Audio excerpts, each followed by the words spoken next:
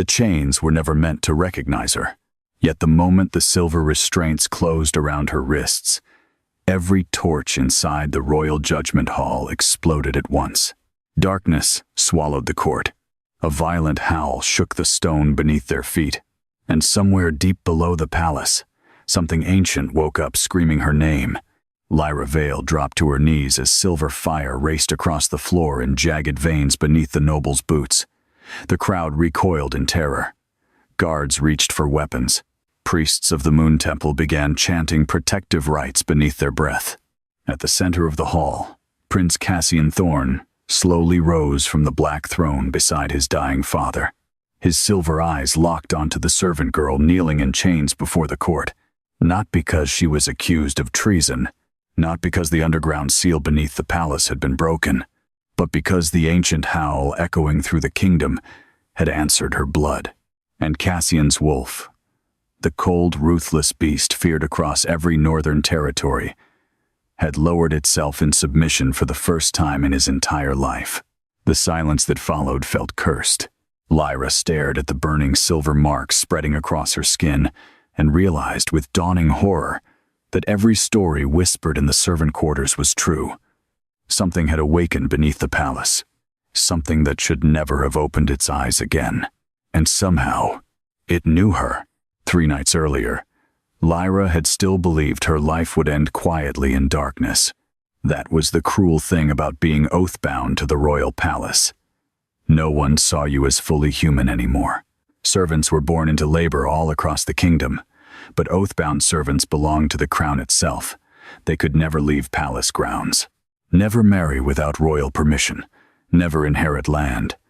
Their names were recorded in black ink inside the servant archives, the same way livestock inventories were tracked before winter slaughter.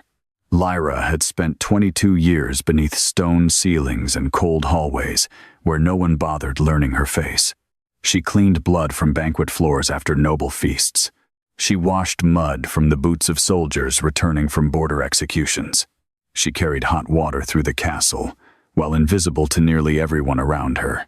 But there was one humiliation, unique to Lyra alone. The palace wolves feared her. Not hated, feared. Every servant in the lower halls knew it. Hunting hounds whimpered when she passed.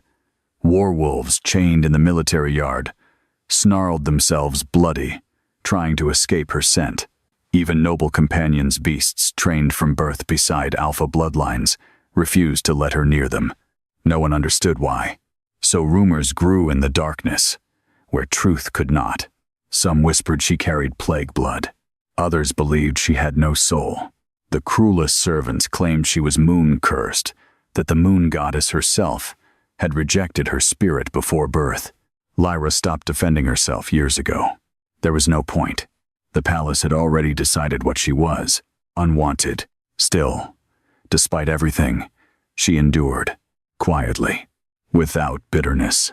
That was the part most people never understood. Lyra did not survive because she was fearless.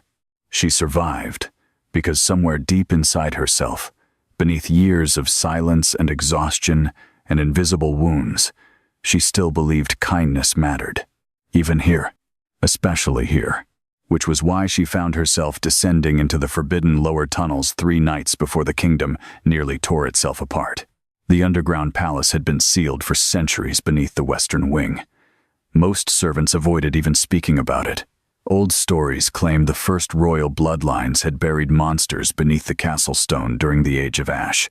Lyra never cared much for legends. Legends did not scrub blood from staircases. Legends did not survive winter starvation. But the western corridors had flooded after heavy storms, and the head steward ordered her below with cleaning buckets and lanterns, while the noble court prepared for the king's moon banquet above. She remembered the silence first. Not ordinary silence. Not peaceful silence. The tunnels beneath the palace swallowed sound unnaturally, as though the darkness itself were listening. Water dripped slowly from ancient ceilings carved with faded wolf symbols. Thick roots twisted through cracked stone walls. Her lantern flame dimmed with every step downward. Then she saw the door. It stood at the end of the flooded corridor, half buried beneath centuries of dust and black iron chains. Massive, ancien, covered in silver symbols she could not read. Every instinct told her to turn back, but then the whisper came. Not allowed. Inside her blood. Open it. Lyra Froze. The voice was impossibly deep, ancient enough to feel older than language itself. Her pulse quickened. Open it. The chains around the door began trembling. Water rippled violently across the tunnel floor. Fear finally struck hard enough to make her step backward. But before she could flee, pain exploded across her palm. Lyra cried out as silver light burst beneath her skin. Blood slid from her fingertips, and the sealed chains opened, not shattered, not broken, opened willingly. One by one, the ancient restraints unlocked themselves with heavy metallic groans that echoed through the underground tunnels like distant thunder. The door slowly creaked inward.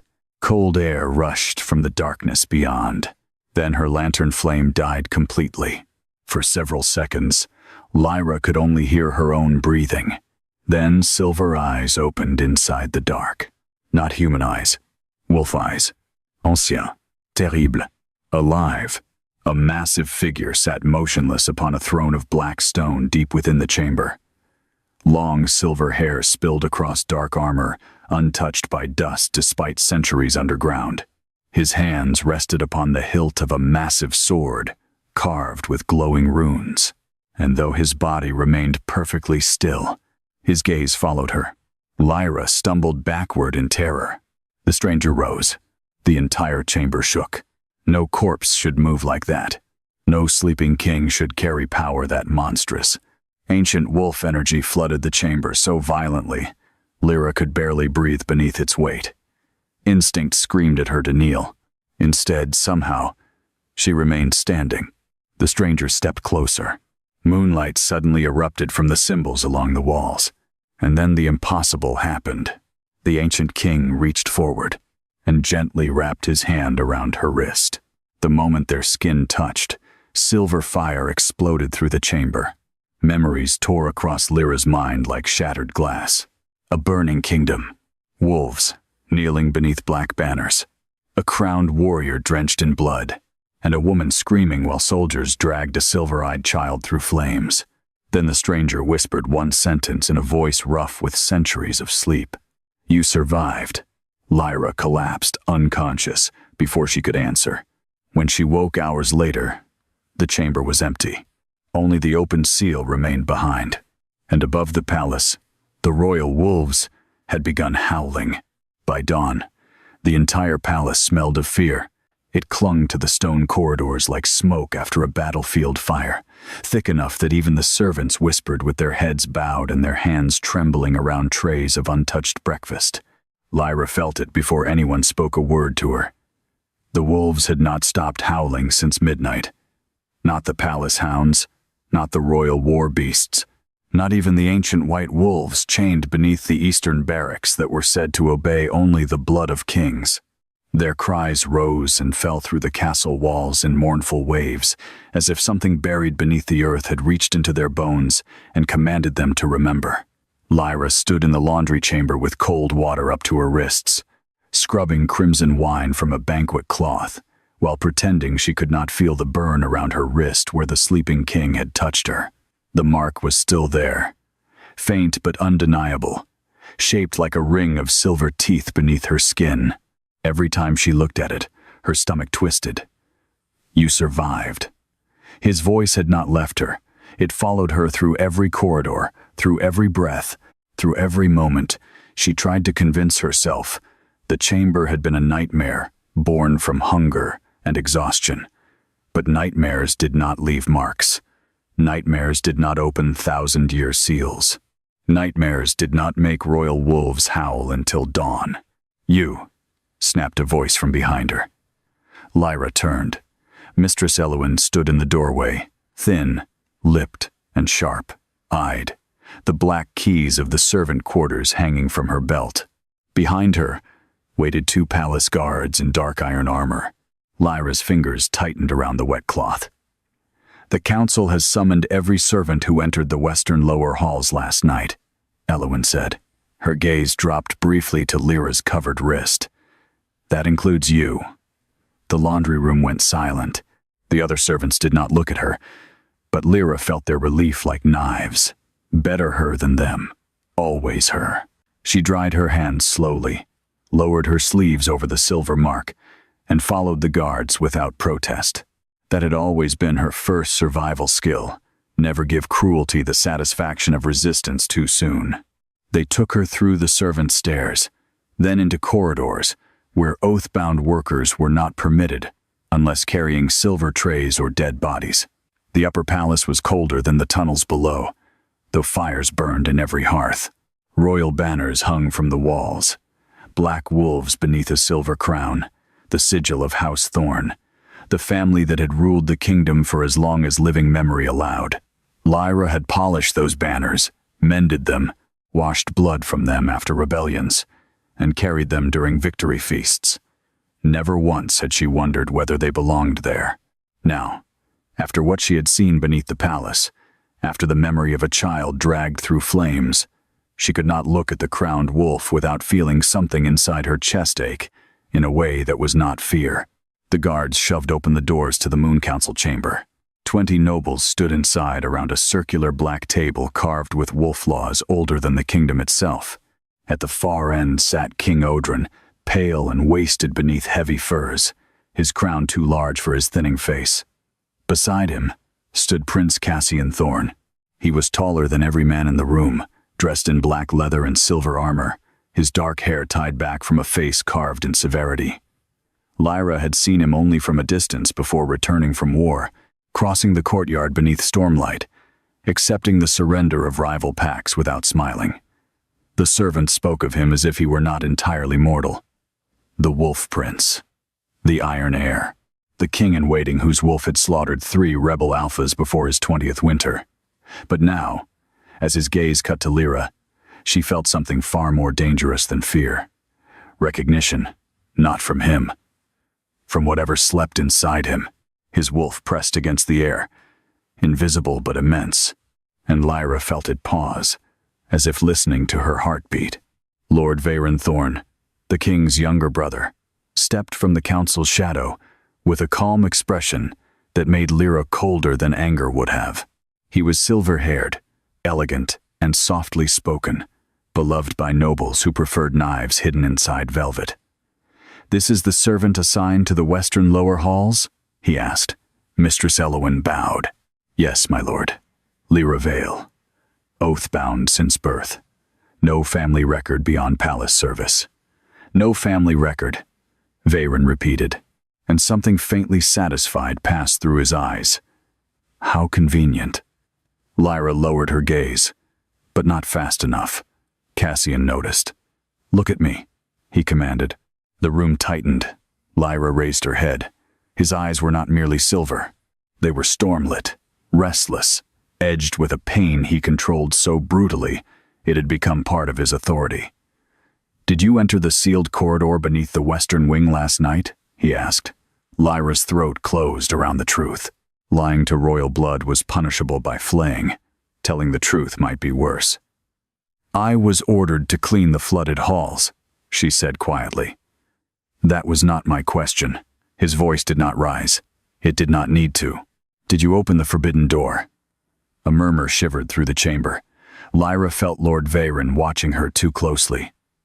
She thought of the ancient king's hand around her wrist, the silver eyes, the words spoken with impossible grief. "You survived." "I touched it," she said. The chains opened on their own. Several council members hissed. One priest made the sign of the crescent moon over his heart. Veyron sighed as though disappointed by an unruly child. A servant breaks a royal seal and claims the seal chose her. How predictable. "The seal was placed by the first Alpha King himself," said an elderly councilwoman, her voice shaking. "No common hand could open it." "Then perhaps she is not common," Cassian said. The chamber went still. Lyra looked at him despite herself. Cassian's jaw hardened, as if he hated the words the moment they left his mouth. Veyron turned slowly toward his nephew. "Careful, Prince. Fear makes men see miracles in mud."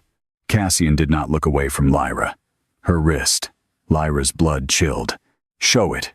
She stepped back before she could stop herself. Guards moved instantly. One seized her arm.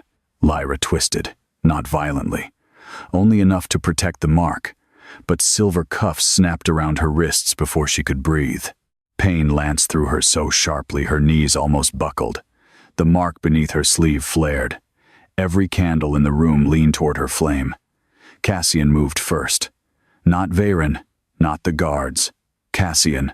He crossed the chamber with terrifying speed and caught the guard's wrist before the man could tighten the cuff. Release her. Your Highness, the guard stammered. Now, the cuff fell open. Lyra staggered, and Cassian caught her by the elbow. The contact lasted only a heartbeat, but it was enough. His entire body went rigid. Lyra felt something pass between them. Cold moonlight, dark fur, a broken chain dragging across stone. Cassian released her as if burned. His eyes flashed wolf-bright. Across the chamber, King Odrin began coughing violently into a black cloth. Veyron watched everything, especially Cassian's hand, especially Lyra's wrist. There it is, Veyron said softly. The contamination spreads already. Cassian turned toward him with lethal calm. Choose your next words with care. Veyron's smile never changed. I am choosing them for the kingdom. Last night, a forbidden seal broke. This morning, wolves across the capital are howling. The king's illness worsens, and now a nameless, oath-bound servant bears an unknown mark that agitates the air's beast. He faced the council. This is not innocence. This is a threat wearing a servant's face. Lyra's chest tightened. She had expected punishment. She had expected accusation. But there was a particular horror in hearing one's life reduced to a danger that needed removal. She wanted to say she had not asked for any of this. She had not asked for sealed doors or ancient kings or silver marks burning through her blood. She had only cleaned what others dirtied. She had only survived where she was placed, but the words stayed trapped behind years of trained silence. Cassian looked down at her. What did you see inside the chamber? He asked. Lyra hesitated. The council leaned closer. A man, she whispered. The chamber erupted. Cassian's face emptied of expression. Veyron's eyes sharpened. What man? He was sleeping on a black throne, Lyra said, voice barely steady. No, not sleeping. Preserved. Waiting. Someone dropped a goblet. It struck the stone floor and rolled in a slow silver circle. Cassian stepped nearer. Did he speak? Lyra swallowed. Yes. What did he say? The answer rose inside her like a blade. She knew, instinctively, that this was the most dangerous truth of all. But Cassian's gaze held hers, and beneath his suspicion she saw something else. Not kindness, not trust. Desperation, as though he had been waiting years for a door he feared would open. Lyra whispered. He said, You survived. King Odrin made a broken sound. Lord Veyron went utterly still, and Prince Cassian, feared heir of the northern werewolf throne, looked at Lyra as if she had just placed a crown of thorns upon her own head. Then the floor beneath the council chamber cracked, not loudly, softly. A single silver line split the black stone from Lyra's feet to the royal throne. From deep beneath the palace came the sound of one ancient heartbeat. Boom. Every wolf in the castle fell silent. Boom. The silver mark around Lyra's wrist opened like an eye. Boom. And in the darkness below, the first Alpha King spoke again. Not into Lyra's mind this time. Into the entire palace. Return my daughter to me. The silence, after the voice ended, felt worse than screaming. No one inside the Moon Council chamber moved. No one breathed. Even the torches along the walls had dimmed into weak silver flames, as though the palace itself were listening for another word from the thing buried beneath its foundations. Lyra stood frozen in the center of the cracked stone floor, while terror slowly unfolded across noble faces around her. Not ordinary fear. Not fear of rebellion or war or assassination. Older fear, the kind carried through bloodlines. The kind kingdoms buried beneath legends because remembering became too dangerous. Return my daughter to me. The words echoed through Lyra's bones. Not my descendant. Not my blood. My daughter. No. Lord Veyron said softly. It was almost a whisper, but Lyra heard the panic beneath it. The royal uncle stepped backward from the fractured floor, and for the first time since entering the chamber, his elegant composure slipped, only for a moment, only enough for Lyra to see that whatever was happening now, he understood far more than anyone else in the room. King Odrin began coughing violently again. Dark blood stained the cloth, pressed against his mouth. The lower seal, one council elder whispered. The old records were true. Impossible, another hissed. The first king died before the founding wars ended. No corpse speaks through stone. Cassian's gaze never left Lyra, and somehow that frightened her most of all, because unlike the others, he did not look shocked. He looked like a man watching a nightmare finally arrive. Everyone out, he ordered. The council erupted instantly. You cannot be serious. She may be possessed. The servant should be executed before sunset. She opened the seal. Cassian slammed one hand against the council table. The entire chamber shook beneath the force of his wolf. Silver eyes flashed. Several nobles physically flinched. I said. He growled, voice no longer entirely human. Out. The command hit the room like a predator's jaws snapping shut. Even Lyra felt it. The alpha authority inside his blood crashed through the chamber with brutal force, forcing weaker wolves instinctively downward. Several council members lowered their heads without meaning to. Guards staggered backward. One priest collapsed to his knees. Cassian's wolf was enormous, not merely powerful, ancient feeling. Wrong in a way Lyra could not explain. The pressure in the air thickened until breathing hurt. Only Lord Veyron remained standing upright. His expression had returned to calm once more, but his eyes lingered on Cassian with cold calculation. Dangerous, that look said. Too dangerous to inherit the throne. Then Veyron turned toward Lyra and smiled. Not kindly, not cruelly either. Worse, knowingly. You should pray, he said softly to her, that the dead king truly wants you alive. Then he left the chamber. One by one, the others followed. Within minutes, only 4 people remained inside the hall. Cassian, the dying king, 2 royal guards near the doors, and Lyra herself. The silence became unbearable. King Odrin looked 20 years older than he had moments earlier. His breathing rattled beneath his furs as he stared at Lyra with something disturbingly close to grief. Then, without warning, the old king whispered, "What color were his eyes?" Lyra blinked. "My king? The first Alpha King." Odrin's voice trembled. "When he looked at you, what color were his eyes?" "Silver," Lyra answered quietly. "Like moonlight." Odrin shut his eyes. A broken sound escaped him. Cassian noticed. "Father," he said sharply. But the old king only shook his head weakly. "You should have remained asleep," Odrin whispered not to Lyra, but to someone far away beneath stone and centuries. Cassian turned toward the guards. "Escort the servant to the northern chambers." The guards exchanged startled glances. "The northern wing is restricted to royal." "I am aware," Cassian said coldly. The guard immediately lowered his head. Lyra stared at Cassian in confusion. The northern wing belonged to the royal bloodline alone. Nobles weren't even permitted entry without invitation.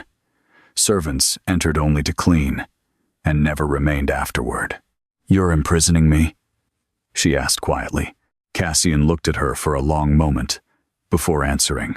"If I intended imprisonment," he said, "you would already be in chains." Then he walked out of the chamber without another word. Lyra hated how relieved that made her feel. The northern wing overlooked the frozen cliffs beyond the capital. Snowstorms rolled endlessly through the mountains outside, turning the world silver-white beneath the setting sun. Lyra had never seen these halls from the inside before. Thick black carpets muted footsteps. Ancient wolf statues guarded archways lined with silver candles. Moonlight spilled through towering windows onto polished stone floors untouched by servant wear. Everything smelled faintly of cedar smoke and winter steel. Royal. Intouchable. The guards left her inside a chamber larger than the servant barracks entire families shared below ground. A fire burned quietly near the bed. Fresh clothing waited folded upon a chair. And beside the window stood Prince Cassian. He had removed his ceremonial armor. Without it, he looked less like a prince and more like a weapon someone had disguised as a man. Dark clothes clung to broad shoulders, scarred by old battles. Moonlight caught silver strands hidden inside his black hair. He did not turn immediately when Lyra entered. For several moments, he only stared out toward the storm-dark mountains beyond the palace. "You are not frightened enough," he said at last. Lyra frowned faintly. "With respect, Your Highness, I feel as though I may faint at any moment." "That is not fear," he said quietly. Now he turned, and for the first time since meeting him, Lyra saw exhaustion beneath the prince's control. Not physical exhaustion, the kind born from carrying something too heavy for too long. "You should be begging to leave this palace," he said. "You should want distance from me, from this court, from whatever woke beneath the seal. Do you?" His eyes narrowed slightly. "What?" "Want distance from it." Cassian went still. Outside, thunder rolled across the mountains. For one dangerous moment, Lyra thought she had gone too far. Then the prince gave a humorless smile. "No," he admitted. The honesty startled her. Cassian moved toward the fire slowly, like a wolf circling thoughts he disliked. "When I was a child," he said, "the old priests taught me the history buried from the kingdom. Not the stories told publicly, the truth." Lyra listened carefully. "The first Alpha King was not merely a ruler," Cassian continued. "He united the wolf clans during the Age of Ash. Before him, werewolves slaughtered one another for territory until the northern kingdoms drowned in blood. The man beneath the palace." "Yes. What was his name?" Cassian hesitated, then quietly answered, "Auric." The name itself felt ancient, heavy, like opening a crypt. "Auric Thorn," Cassian said. "The first and last king of the original bloodline." Lyra's pulse quickened. "Last?" "The royal history claims his line died during the founding wars." "Claims, not confirms." Cassian watched her carefully. "The seal beneath the palace was created after Auric vanished," he said. "The records say he descended willingly into the underground chambers after murdering half his own court." Lyra remembered silver eyes in darkness, the hand gripping her wrist. "You survived." "He didn't feel mad," she whispered. Cassian's expression darkened. "That is the problem." A cold wind rattled the windows. Lyra stepped closer to the fire unconsciously. Cassian noticed the movement instantly. And then, suddenly, his eyes sharpened. "Your wrist." The silver mark had spread farther. Thin glowing lines now curled slowly upward along her arm beneath the skin like roots made of moonlight. Lyra stared in horror. "What is happening to me?" Cassian crossed the room immediately. Too quickly. Predatory instinct radiated from him now, powerful enough that Lyra's breath caught. "Do not move," he ordered. He reached toward her wrist, then stopped himself. His jaw tightened violently. Every muscle in his body locked with restraint. Lyra looked up and realized with shock that he was afraid to touch her. Not reluctant, afraid. "Your Highness." Cassian stepped backward instantly. "You need to understand something," he said coldly. But the coldness sounded forced now, like armor breaking apart.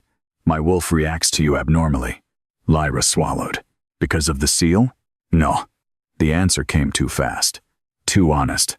Silence stretched between them. Then Cassian spoke the words he clearly hated most. "The first moment I touched you in the council chamber," he said quietly, "my wolf recognized you." Lyra's heartbeat stumbled. Recognized, not desired, not trusted. Recognized. That was worse somehow. "In what way?" she whispered. Cassian looked directly at her, and for the first time, Lyra saw fear in the future king's eyes. As blood, the fire cracked sharply between them. Then, a scream echoed somewhere deep below the palace. Not human. Wolf. Ancien. Agonized. Every candle in the chamber extinguished at once. Darkness swallowed the room. and beneath the castle, something enormous began climbing upward through the walls. The sound inside the walls did not resemble footsteps. It sounded worse. Stone grinding against stone, massive claws dragging slowly upward through the ancient foundations beneath the palace. Lyra stood frozen in darkness as frost suddenly spread across the chamber windows in jagged silver patterns. The fire had died instantly, smothered by whatever presence now moved beneath the castle. Another howl shook the northern wing. Closer this time. Not the cry of an ordinary wolf. Too deep. Too old. The sound vibrated through Lyra's ribs, hard enough to hurt. Cassian moved immediately. One moment he stood across the room. The next he was directly in front of her. His hand closed around the back of her neck, not cruelly, but with terrifying urgency, and shoved her downward, just as the chamber doors exploded inward. A palace guard flew through the entrance like a broken doll. His body struck the far wall with a sickening crack. Blood sprayed across the silver curtains.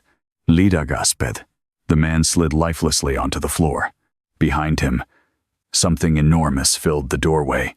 For one horrifying heartbeat, Lyra thought the ancient king himself had come for her. Then the creature stepped fully into the room. Black fur, silver eyes, a wolf nearly the size of a warhorse. Its jaws dripped blood onto the stone floor. The royal guards outside the chamber screamed. Cassian shoved Lyra behind him instantly. "Stay back," he snarled. The wolf did not attack. It stared directly at Lyra, then lowered itself onto its front legs. Submission. Cassian went rigid. The beast whimpered softly toward Lyra, like a starving animal, recognizing home after centuries lost. "What?" Lyra whispered. Cassian's wolf surged beneath his skin so violently the air itself trembled. Silver veins flashed briefly across his throat. "That wolf died 300 years ago," he said. Lyra looked at him sharply. "What?"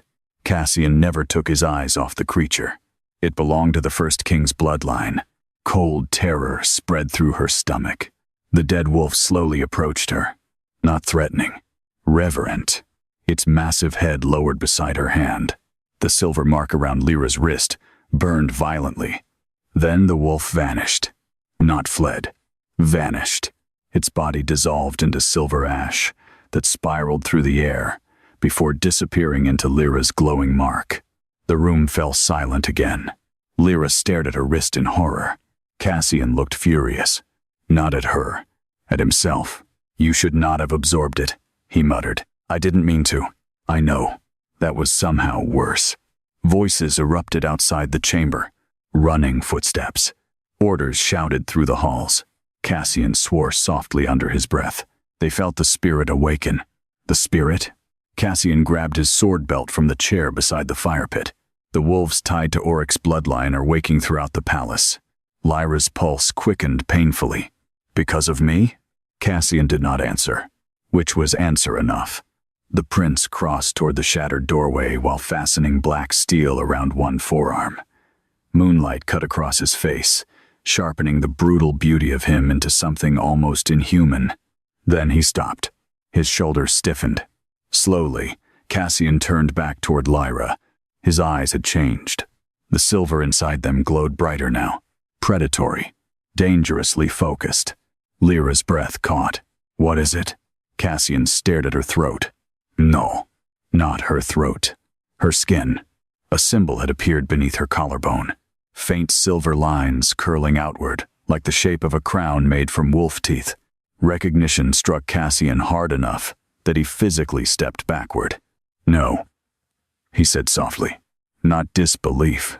Fear. Real fear." Lyra's voice shook. "What does that mean?" Cassian's jaw tightened violently. "It's impossible.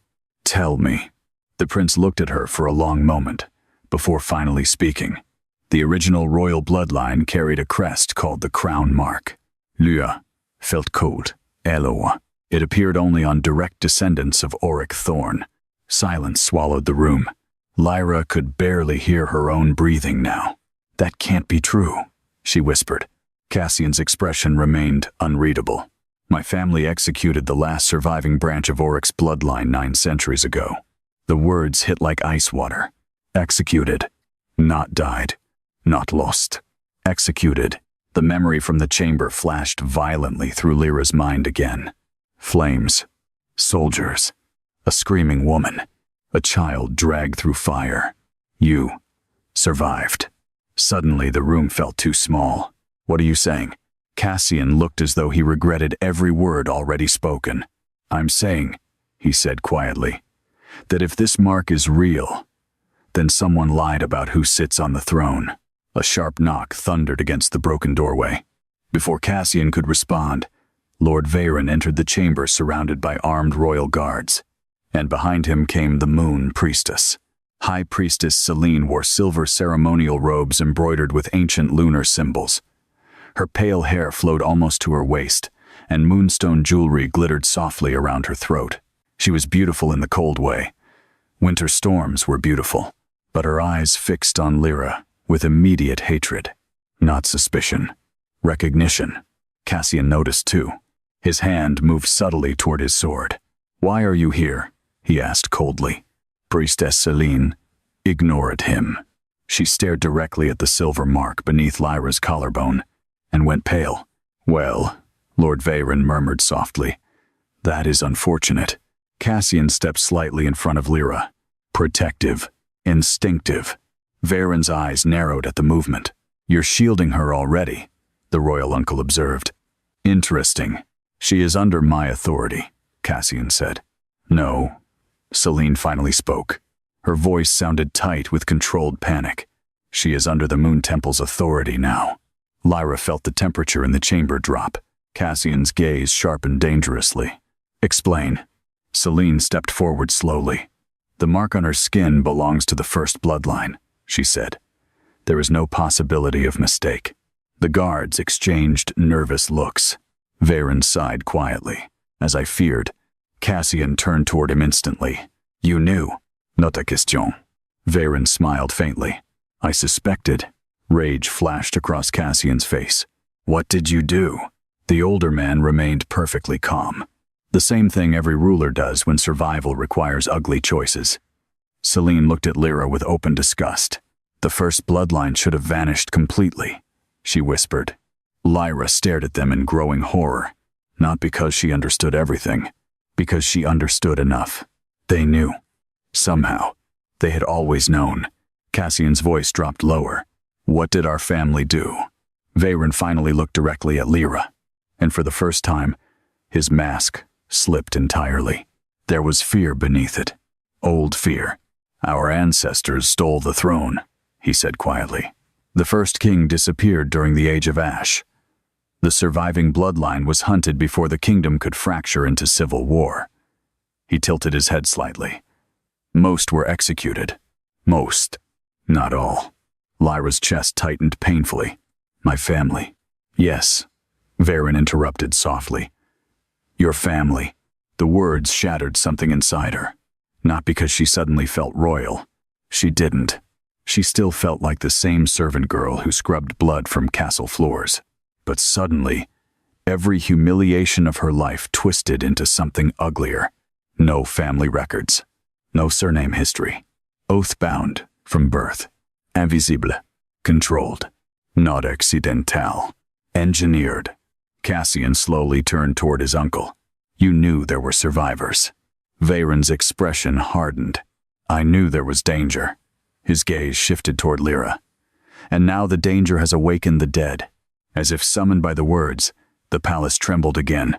A deep roar exploded beneath the castle. Stone cracked somewhere far below. Several guards stumbled. Then came another sound. Heavy doors opening underground. Ancien d'or. Selene's face drained of color. The lower prison, she whispered. Cassian's wolf surged violently beneath his skin. What prison? No one answered immediately, which terrified Lyra more than any explanation. Then Veyron quietly said the words that changed everything. The first Alpha King was never sleeping. The room went deathly still. He was imprisoned. Another roar shook the palace. Closer now. Not trapped beneath stone anymore. Moving freely. Cassian drew his sword in one fluid motion. Silver moonlight flashed across black steel. "Seal the northern halls," he ordered the guards. None of them moved, because all of them had heard it too. The slow sound of approaching footsteps, echoing somewhere beyond the corridor. Not hurried, not wild, controlled, ancien, and impossibly heavy. One step, then another, then another. The torches outside the chamber dimmed into silver flame. Every wolf inside the palace began howling again, and from the dark hallway beyond the broken doorway came a familiar voice. Deep, ancien, terrifyingly calm. "Give her back to me." No one moved.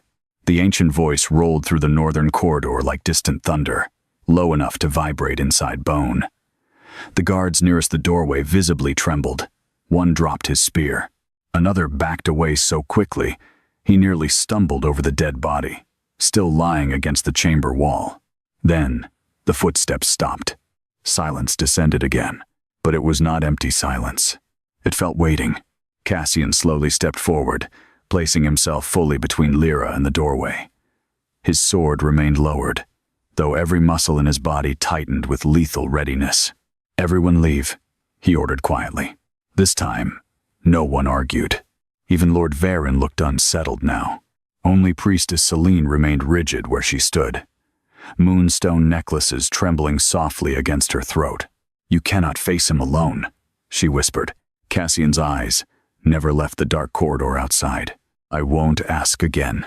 Something moved beyond the doorway, a shadow crossing silver torchlight. Large, too large. The guards fled first. Then several servants screamed somewhere farther down the hall. Panic spread through the northern wing like wildfire. Doors slammed. Boots thundered across stone. But the approaching footsteps never quickened. One step, another, slow enough to feel deliberate, like a predator who knew nothing in the palace could escape him anyway. Lyra realized suddenly that she could hear another sound beneath the footsteps. Chain. Heavy chains dragging softly across stone. Cassian heard them too. His jaw hardened. Lord Varen finally stepped backward. For the first time since Lyra met him, genuine unease cracked through the royal uncle's composure. "That prison should never have weakened," he muttered. Cassian turned sharply. "What did you chain him with?" Varen did not answer immediately. That hesitation told Cassian enough. Rage darkened the prince's face. "You used blood binding. It was necessary. You chained the first king with the blood of his own descendants?" Selene stepped forward quickly. "He slaughtered thousands during the final war. And who wrote that history?" Cassian snapped. The priestess faltered. A cold wind suddenly swept through the chamber. Every candle bent toward the doorway. Then he appeared. Lyra forgot how to breathe. The man entering the chamber looked almost unchanged from the throne room beneath the palace. Still, enormous. Still, terrifyingly beautiful in the ancient way statues of fallen gods were beautiful. Long silver hair spilled across black armor, etched with glowing runes. Heavy chains hung broken from one wrist. His eyes, those impossible silver wolf eyes, swept across the room once before, landing on Lyra. Everything else disappeared from his focus instantly. Relief crossed his face so suddenly and so painfully human that Lyra's chest tightened. "There you are," he said softly. The room trembled, not from power. This time, from him, because the first Alpha King was trying very hard not to lose control. Cassian lifted his sword slightly. Oryx's gaze shifted toward him. The warmth vanished immediately. Silver wolf energy flooded the chamber so violently the walls cracked. Lyra staggered. The difference between Cassian's power and Oryx felt like the difference between a storm and the sea itself. Ancien, bottomless, monstrous. "You wear my crown," Oryx said quietly to Cassian. The prince did not lower his weapon. "You were declared dead." Oryx's mouth curved faintly, clearly. The chains hanging from his wrist rattled softly. Lord Varen stepped backward again. Oryx noticed and smiled. Not kindly. "Ah," the first king murmured. "That bloodline still survives." Fear flickered through Varen's eyes before disappearing beneath control. "You are unstable," the royal uncle said carefully. The kingdom imprisoned you to survive. No. Oryx's voice deepened slightly. Your ancestors imprisoned me to steal what did not belong to them. The air in the chamber became almost impossible to breathe. Cassian's wolf strained beneath his skin now, restless and furious. Lyra could feel it, pressing against Oryx's presence instinctively. Not submission, challenge. Oryx noticed that too. His eyes narrowed slightly on the prince. Interesting, that look said. Dangerous. Move away from the girl, Cassian said. Lyra startled softly. Oryx looked genuinely amused. You believe I would harm her? You are the reason the palace is collapsing. The palace, Oryx said softly, was built over my grave. Silence followed. Then Oryx turned toward Lyra again.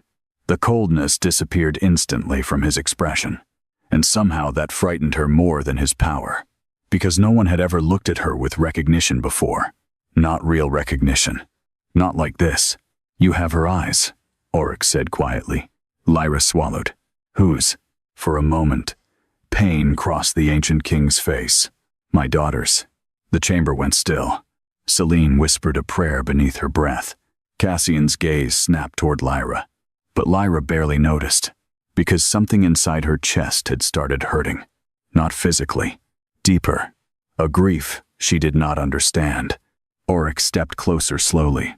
No one stopped him. No one could. You remember fragments already, he said gently to Lyra. The fire. The soldiers. Her pulse quickened painfully. How do you know that? Because I failed to reach her in time. The words landed like a blade, and suddenly Lyra understood something horrible. The memories inside the chamber, they were not visions. They were inherited. Oryx looked at the silver marks spreading along her arm. They hid you well. I don't understand. You were never meant to survive the purge, Oryx said quietly. After they imprisoned me, the usurper kings hunted every surviving descendant of my bloodline. His eyes darkened, children included. Cassian slowly lowered his sword. Not fully, but enough. Veyron noticed immediately.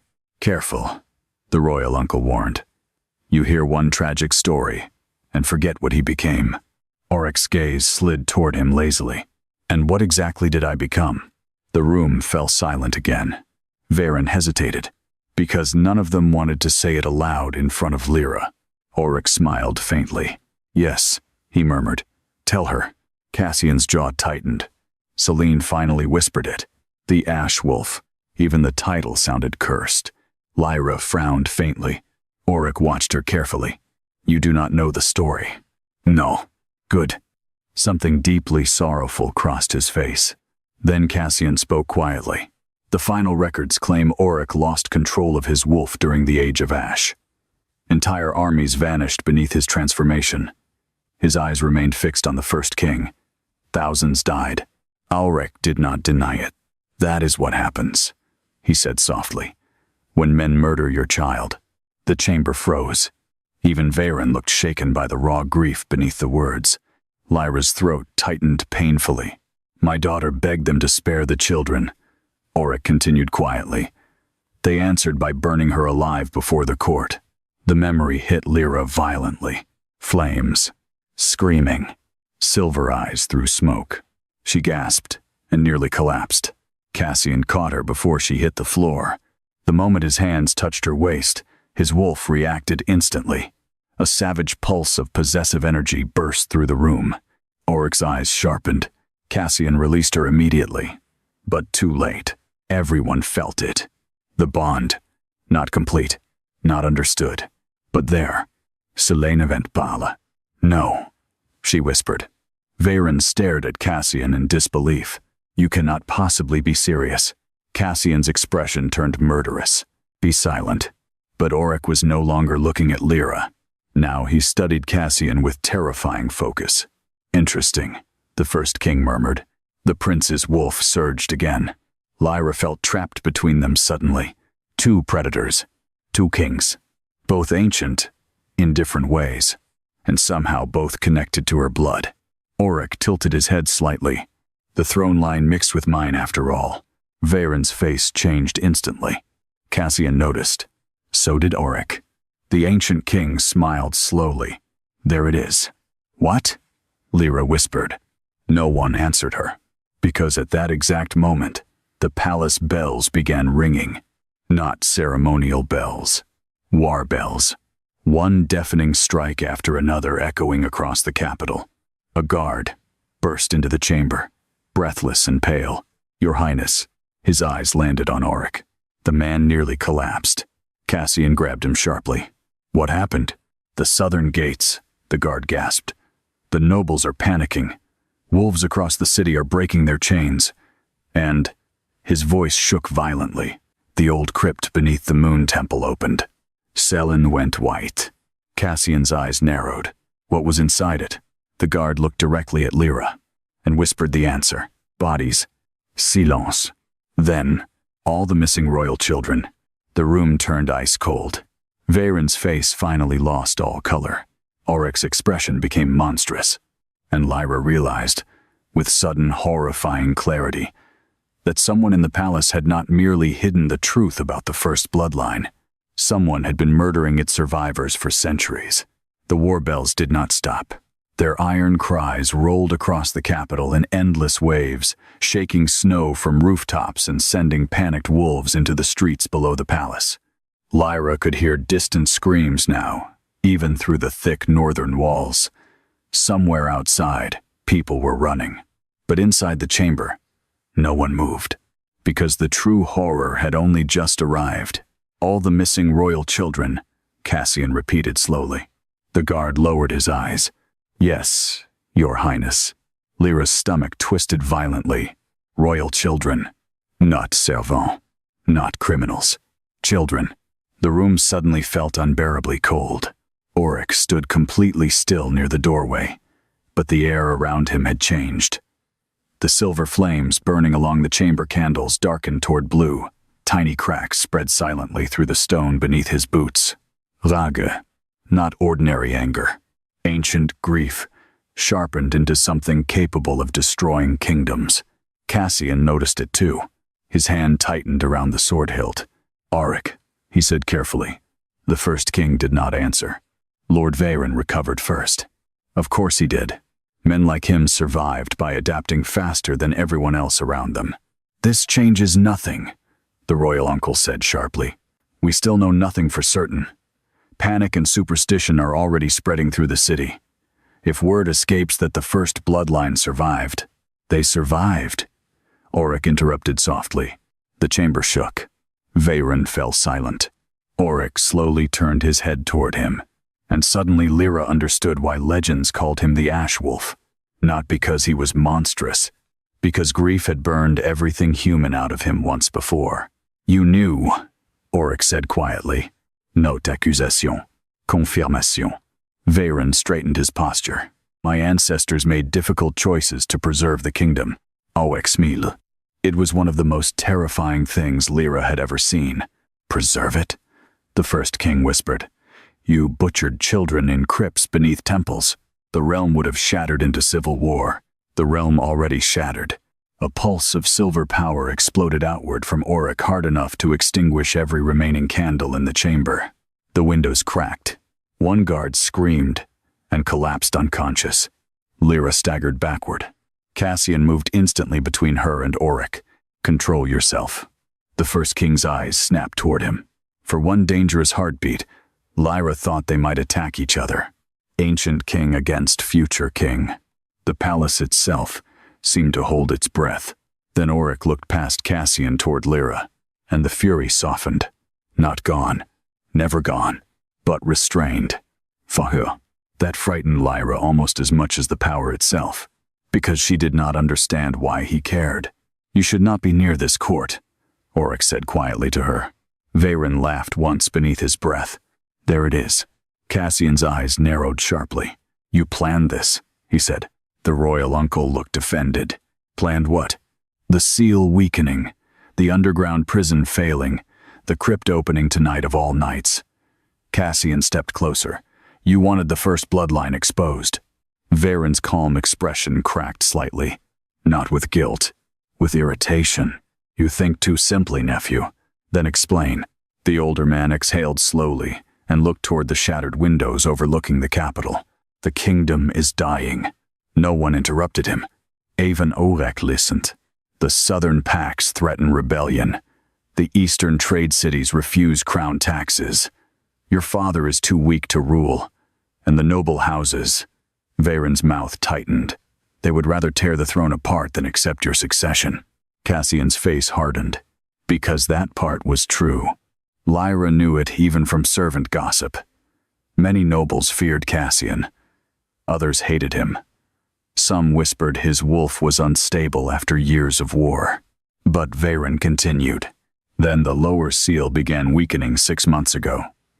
His gaze slid toward Auric briefly. The prison could not hold forever.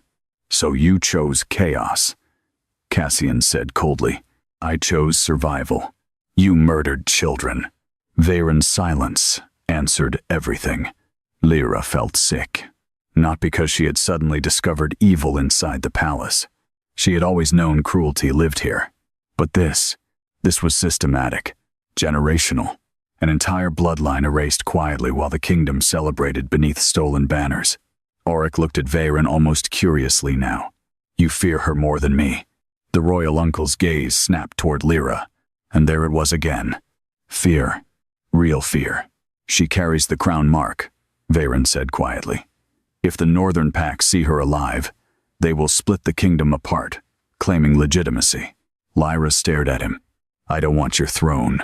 No, Varen said softly. But others will. Silence stretched. Then Cassian asked the question no one wanted answered. How many? Varen did not pretend ignorance. How many descendants survived the purge? The royal uncle looked away first. More than expected. Auric's voice lowered dangerously. How many children did your family kill? Varen finally answered. Enough. The palace lights flickered violently. Lyra heard growling now. Not from the corridor. From Auric himself. Silver cracks spread across his skin like molten light beneath flesh. The monster inside him was surfacing.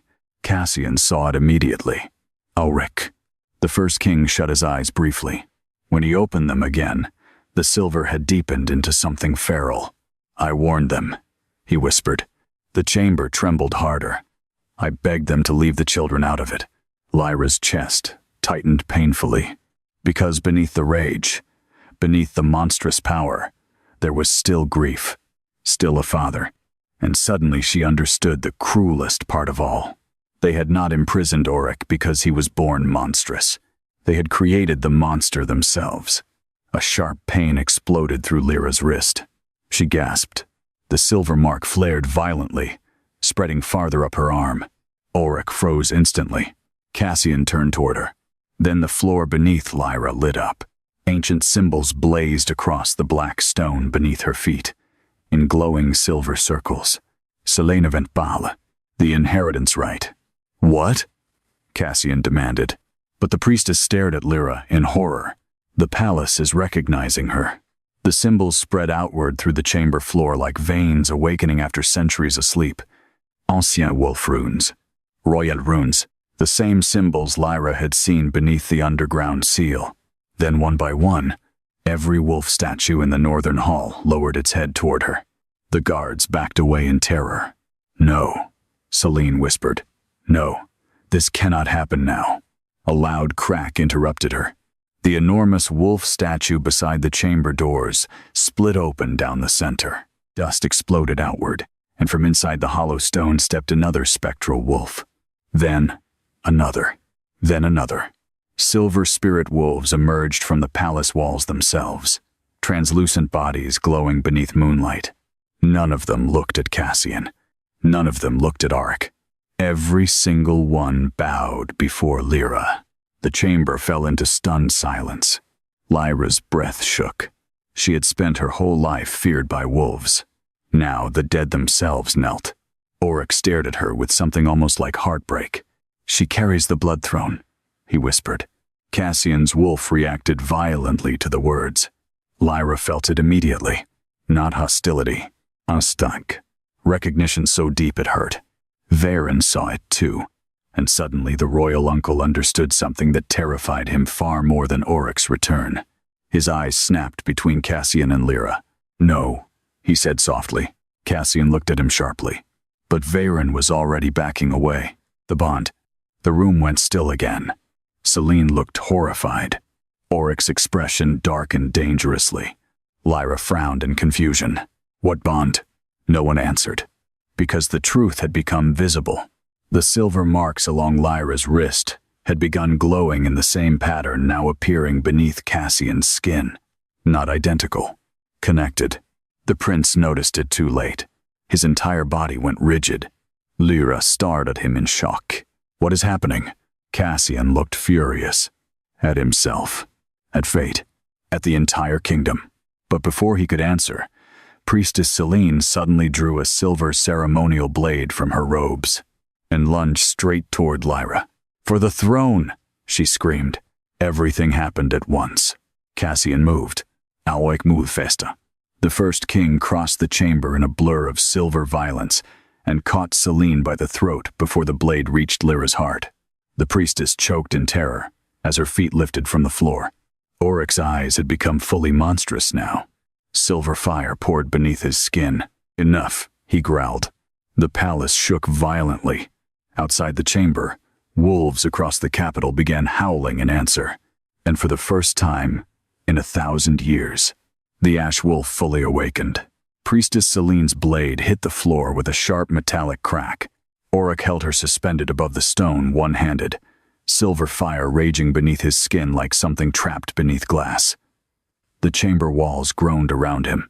Ancient wolf spirits circled slowly through the air now, translucent silver bodies weaving between torchlight and shadow.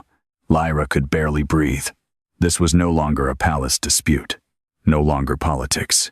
The kingdom itself was unraveling around secrets buried for 1,000 years. Selene clawed desperately at Oryx's wrist.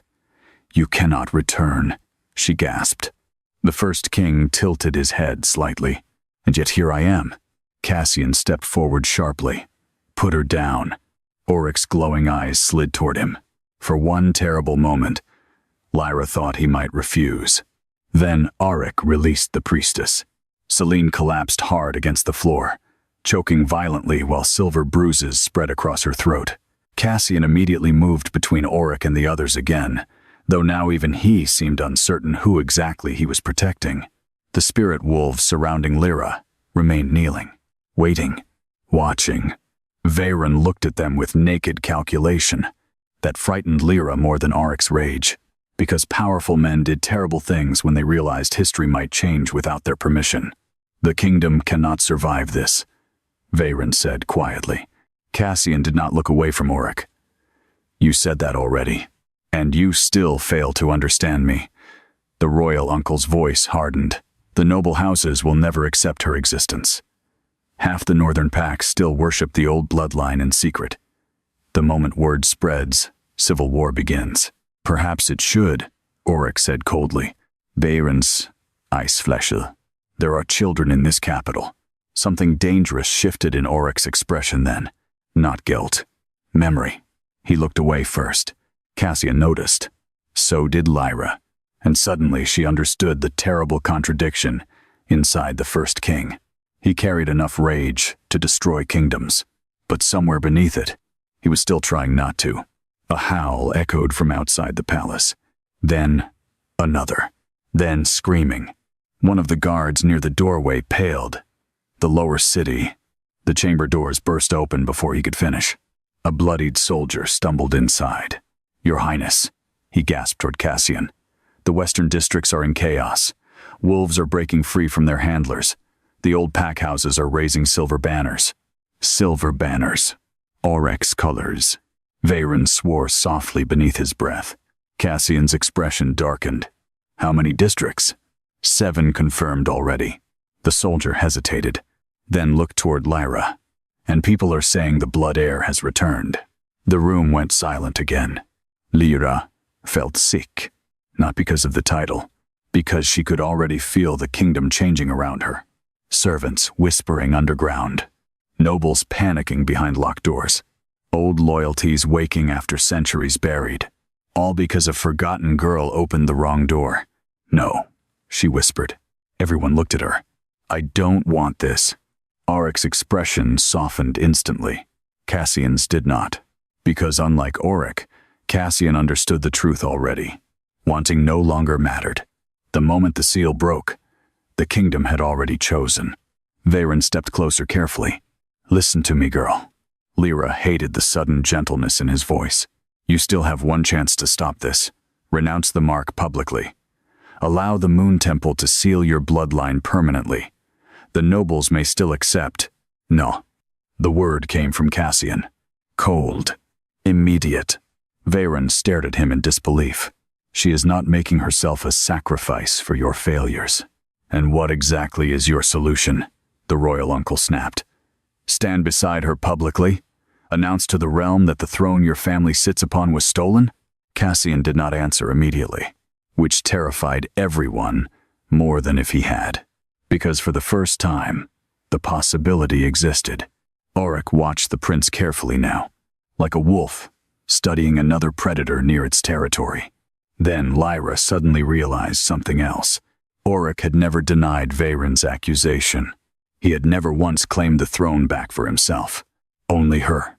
The thought unsettled her deeply. Why? She asked softly. Everyone turned toward her. Lyra looked directly at Auric. Why do you care what happens to me? The ancient king went still. For several moments, no one spoke. Then Auric answered quietly. Because I failed the last daughter of my blood. Pain crossed his face so briefly most would have missed it. But Lyra saw it, and somehow, that hurt more than fear. You think protecting me now changes what happened before? The question landed harder than she intended. Auric's jaw tightened. No, he admitted. The honesty stunned the room. I could burn every throne in this kingdom, he continued softly, and it would not return what was taken. Silence followed. Heavy. Rough. Then Cassian spoke. Enough. Both Lyra and Auric looked toward him. The prince sheathed his sword slowly. Decision settled across his face now. Not peace. Hisolvi. The capital is already destabilizing, he said. If the nobles believe Auric intends conquest, the kingdom fractures before sunrise. His eyes shifted toward Veyron, and if the truth about the execution spreads uncontrolled, the southern packs revolt. Veyron folded his arms tightly. At least you finally understand. Cassian ignored him. Instead, he turned toward Lyra, and something inside his expression changed. Not softness. Worse. Choice. You are coming with me. Lyra blinked. What? The eastern fortress. Veyron stared at him. You cannot be serious. It is isolated, defensible, and outside council control. You would flee the capital with her? I would keep her alive. The words hit the chamber like thunder, because everyone heard what Cassian did not say. Not prisoner, not suspect. Here, protected. Auric's eyes narrowed slightly. And you believe I would permit that? The temperature dropped instantly. Cassian met his gaze without flinching. She is not your possession. A dangerous silence followed. Silver fire curled faintly along Auric's fingers. Cassian's wolf surged beneath his skin in answer. Lyra suddenly understood how easily this could become slaughter. Doe Kings. Two bloodlines. Both willing to destroy the world before surrendering control. And somehow she stood directly between them. Stop, she whispered. Neither listened. Auric stepped forward first. The chamber lights dimmed. You carry my blood, he said to Cassian. I can smell it now. Cassian's eyes flashed silver. Then you already know I won't kneel. A faint smile touched Auric's mouth. Good. The palace trembled again. Outside, thunder rolled over the capital. Then, another voice echoed faintly through the corridor beyond. Not screaming, crying. A child. Everyone froze. The bloodied soldier near the doorway turned pale. The lower servants' wing, he whispered. The wolves broke through the gates. Lyra moved before anyone could stop her. She shoved past the guards and ran into the corridor. Lyra, Cassian barked, but she was already sprinting down the northern stairs. The palace had become chaos. Servants flooded the halls in panic. Nobles screamed orders while guards raced toward collapsing western corridors. Somewhere below, wolves howled through the stone chambers. Then Lyra heard the crying again. Small, terrified, coming from beneath a fallen archway where part of the servant wing ceiling had collapsed inward. Without hesitation, she dropped to her knees beside the rubble. A little girl, one of the kitchen servants, barely 8 years old, was trapped beneath shattered stone. Blood streaked the child's face. "Please," she sobbed. "Please help me." Lyra grabbed the broken slab desperately. It would not move. More screams echoed nearby. The palace was still collapsing. "Move away from there," Cassian's voice thundered behind her. Lyra ignored him and strained harder against the stone. The child cried out in pain. Then suddenly another pair of hands gripped the collapsed slab beside hers. Auric, the first king, knelt beside her without a word. Together, they lifted the shattered stone enough for Lyra to drag the child free. The little girl collapsed against Lyra, sobbing. Then she looked up and saw Auric. Fear crossed the child's face instantly, not because he looked monstrous, because every instinct told her he was dangerous. Auric noticed and slowly stepped backward. The expression on his face nearly broke Lyra's heart, because for the first time since waking, the ancient king looked tired, not physically, soul deep. Then another explosion shook the palace, this one stronger. A roar echoed from somewhere beneath the throne hall, and suddenly Priestess Celine's horrified voice screamed through the corridors behind them. "The prison gates are opening." Cassian turned instantly. "What prison gates?" Celine looked directly at Auric, terrified. "The beast vault." Auric's expression changed immediately. Real alarm. "No," he said. The entire palace shook again. Then came the sound. A howl so enormous, so monstrously deep, that every wolf in the capital answered it instantly. Lyra watched all color drain from Auric's face, and realized with horror, whatever was waking beneath the palace, even the ash wolf, feared it. The howl did not sound alive. It sounded ancient, wrong, like something that had spent centuries trapped beneath stone learning how to hate. Every wolf in the palace dropped instantly. Guards collapsed to one knee, clutching their heads in pain. Spirit wolves dissolved into flickering silver mist. Somewhere deep below, iron doors screamed open one after another. Lyra tightened her arms around the terrified servant child. Cassian's face had gone completely still. Only his eyes betrayed the truth. Fear, not for himself, for the kingdom.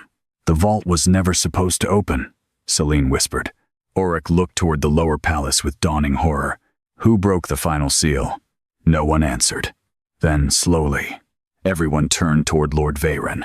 The royal uncle did not deny it, which was answer enough. Cassian stared at him in disbelief. "You opened the beast vault? I weakened it. You released something even you feared to control?" Veyron's composure finally cracked. "You think I had a choice?" he snapped. The capital was already collapsing. The old bloodline returned. The spirit wolves awakened. The lower seal shattered. "So you unleashed a monster?" Veyron stepped closer, fury rising beneath years of elegant restraint.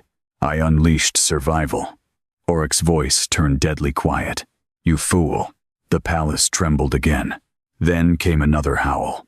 Closer. This time Lyra felt it physically. The sound struck her chest like claws. The little servant girl whimpered against her shoulder. Cassian immediately moved toward Lyra. "We're leaving the palace." "No," Auric said sharply. Cassian's silver eyes flashed. "We don't have time for your commands.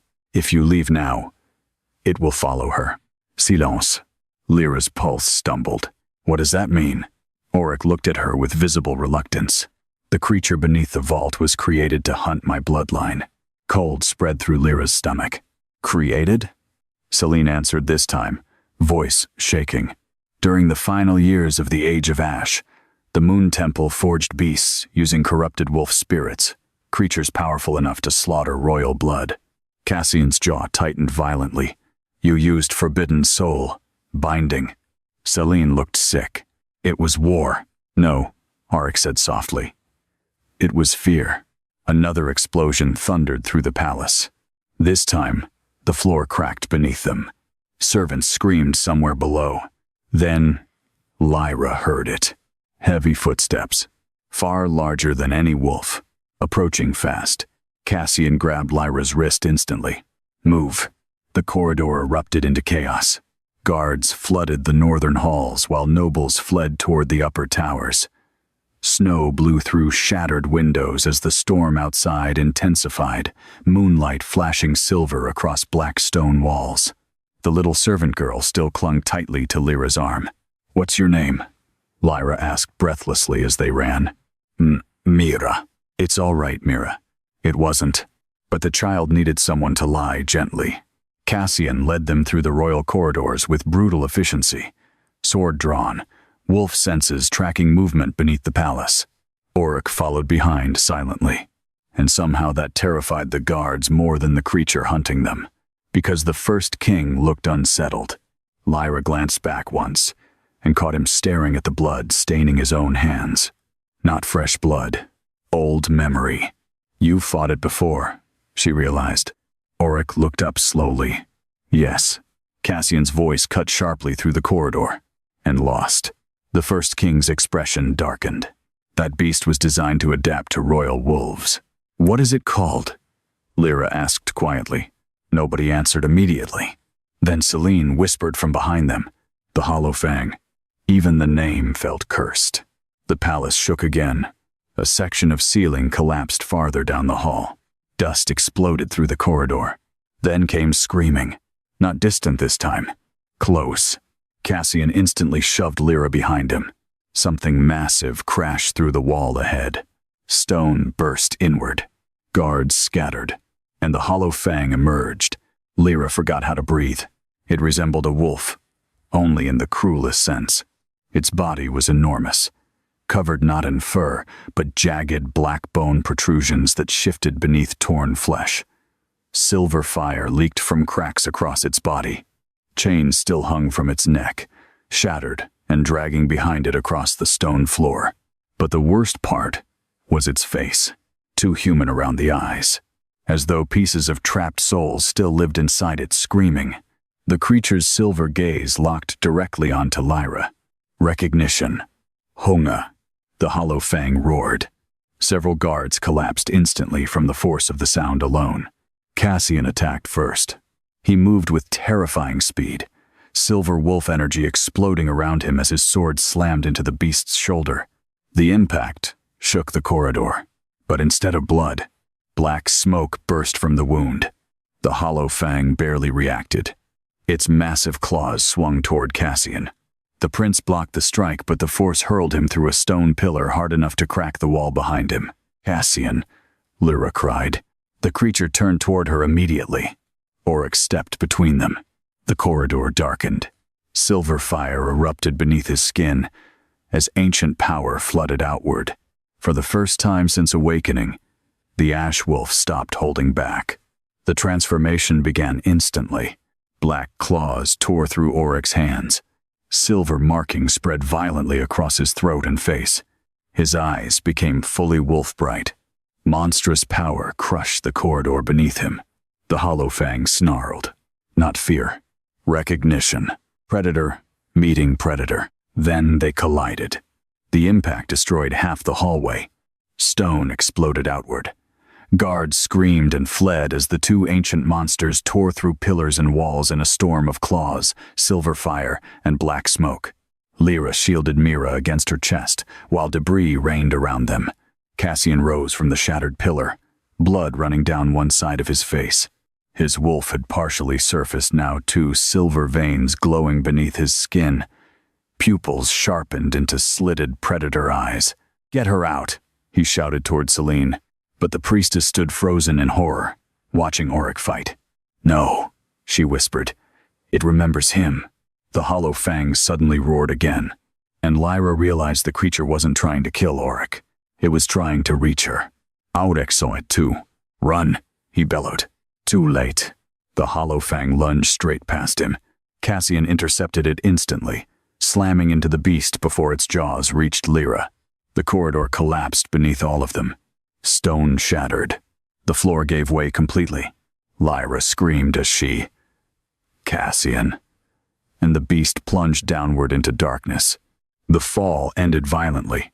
Cassian twisted midair, shielding her body with his own as they crashed through rotten beams and ancient stone into a buried chamber below the palace. Pain exploded through Lyra's side. Dust filled the air.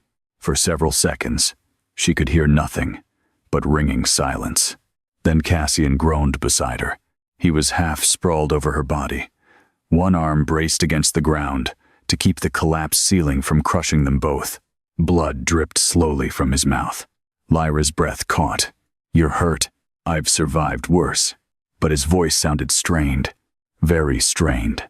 The hollow fang had vanished somewhere in the darkness beyond the chamber. Then Lyra noticed where they had fallen. Ancient murals covered the walls. Silver wolves, burning crowns. And at the center of the chamber stood a black stone altar carved with the same symbols as the underground seal. Cassian saw it too. His expression changed instantly. "No." Lyra looked at him. "What is this place?" The prince slowly stood, despite obvious pain, and for the first time since meeting him, he looked shaken. "This," he said quietly, "is the original throne chamber." Lyra turned slowly toward the altar, then noticed the skeletons surrounding it. Dozens of them. Small skeletons. Children. The air left her lungs. Cassian's face hardened with horror, because every skeleton wore silver royal bracelets. The missing heirs. All of them. Murdered here. And suddenly, from somewhere deep within the chamber, came a low, familiar growl. The hollow fang emerged slowly from the shadows. But this time, it wasn't looking at Lyra. It was staring at Cassian. And in the silence that followed, the prince finally understood the terrible truth. The creature had not awakened to hunt Oryx's bloodline. It had awakened because someone in House Thorn carried forbidden first blood themselves. The hollow fang lowered its head, not in attack, recognition, toward Cassian. Cassian stared at the hollow fang in stunned silence. The beast stared back. Neither moved. Dust drifted slowly through the ruined throne chamber, while ancient silver flames flickered weakly across the cracked walls. Around them, the skeletons of murdered children remained frozen in eternal silence beneath the buried palace. Lyra's heartbeat pounded painfully against her ribs, because she understood now what Cassian feared most. Not the creature. The truth. The hollow fang had been created to destroy Oryx's bloodline. Yet, it had recognized Cassian. Not as enemy. Uskin. "No," Cassian whispered. The words sounded raw, almost angry. The hollow fang stepped forward slowly. Its monstrous body dragged broken chains across the stone floor. Black smoke leaked from old wounds carved into its flesh centuries earlier. Still, it did not attack. It bowed its head slightly toward Cassian. Submission. Lyra saw horror flash across the prince's face. Then rage followed immediately after. "What did they do?" he asked quietly. "Not to the beast. To his ancestors." The hollow fang gave no answer. But the chamber did, because the walls around them suddenly began glowing. Silver symbols ignited one after another across the ancient murals, and memories awakened. Lyra gasped as ghostly figures appeared throughout the chamber like echoes trapped inside the stone itself. Children, dozens of them. Small royal heirs wearing silver wolf crests, crying, terrified. The illusion shifted violently. Then soldiers entered the vision. House Thorn soldiers. Cassian went rigid. The ghosts dragged the children toward the black altar. Lyra covered her mouth in horror. "No." Another figure appeared behind the soldiers. A jonge veulen. Not old. Not soft-spoken. Terrified. The ghost memory Veyron shouted something soundless, while Moon Temple priests chained the children around the altar. Then Lyra saw the creature. The hollow fang. Smelodin. Incomplete. Still. Being created. Priests carved glowing symbols into its flesh, while children screamed around the chamber. Cassian's face drained of all color. "They used royal blood," he whispered. The vision shifted again. One terrified child escaped the soldiers briefly. A boy no older than 7 winters. Silver-eyed, dark-haired. The child ran directly toward the chamber exit, and a priest drove a blade through his back. Lyra flinched violently. Cassian didn't move at all, because he recognized the boy. He looked exactly like him. Not identical. Related. The memory vanished. Darkness returned to the chamber. Only the hollow fang remained, breathing heavily, watching Cassian with those terrible half-human eyes. The prince staggered backward slowly. My bloodline. His voice sounded hollow. My family used surviving descendants to create this thing. Lyra looked toward the skeletons surrounding the altar. Children murdered so House Thorn could keep its stolen throne. Suddenly Cassian looked sick. Not physically, soul deep. And Lyra realized the cruelest truth of all. He had never known. All his life, Cassian had fought wars to protect a kingdom built atop hidden graves. Then the hollow fang moved again. Slowly, carefully, toward Cassian. The prince instantly drew his sword. Silver fire flashed across black steel. Stay back. The creature stopped, not afraid. Hooat. Lyra saw it clearly now. This monster had once been made from living wolves and living children. Its soul was fractured, tortured, still trapped. The hollow fang lowered itself painfully onto its front legs. A sound escaped it then. Not a growl, a whimper. Cassian's sword wavered slightly. Then Lyra noticed something else. The creature's silver eyes were focused not on the prince's face, but on the mark glowing beneath Cassian's skin. The connected bond. The first blood. You're descended from them, Lyra whispered. Cassian looked at her sharply. No. But his voice lacked conviction now. Lyra stepped closer slowly. The creature recognizes Oryx's bloodline, she said softly. And it recognizes you. Cassian's jaw tightened violently. My father is King Odrin. That doesn't mean the bloodline ended there. The realization spread across his face piece by piece. Horrible.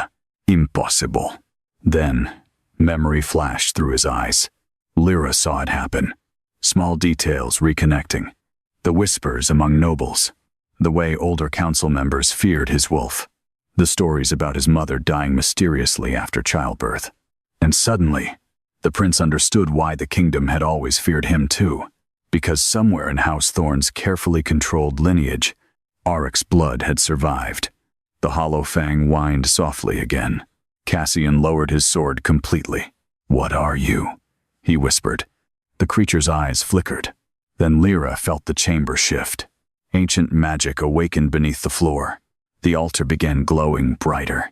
And suddenly, voices flooded the room. Not allowed. Inside their minds. Screaming. Hundreds of voices layered together in unbearable grief. The murdered children. Lyra collapsed to her knees, clutching her head. Cassian staggered beside her. Then one voice rose clearly above the others. A little girl, crying. Please. The hollow fang trembled violently. Please. Make it stop. Lyra looked at the creature in horror. The souls were still inside it. Trapped. Cassian understood too. They bound them together, he whispered. The prince's face twisted with revulsion. Gods. The hollow fang suddenly slammed its skull against the floor. Once. Twice. As if trying to tear itself apart. The screaming voices intensified.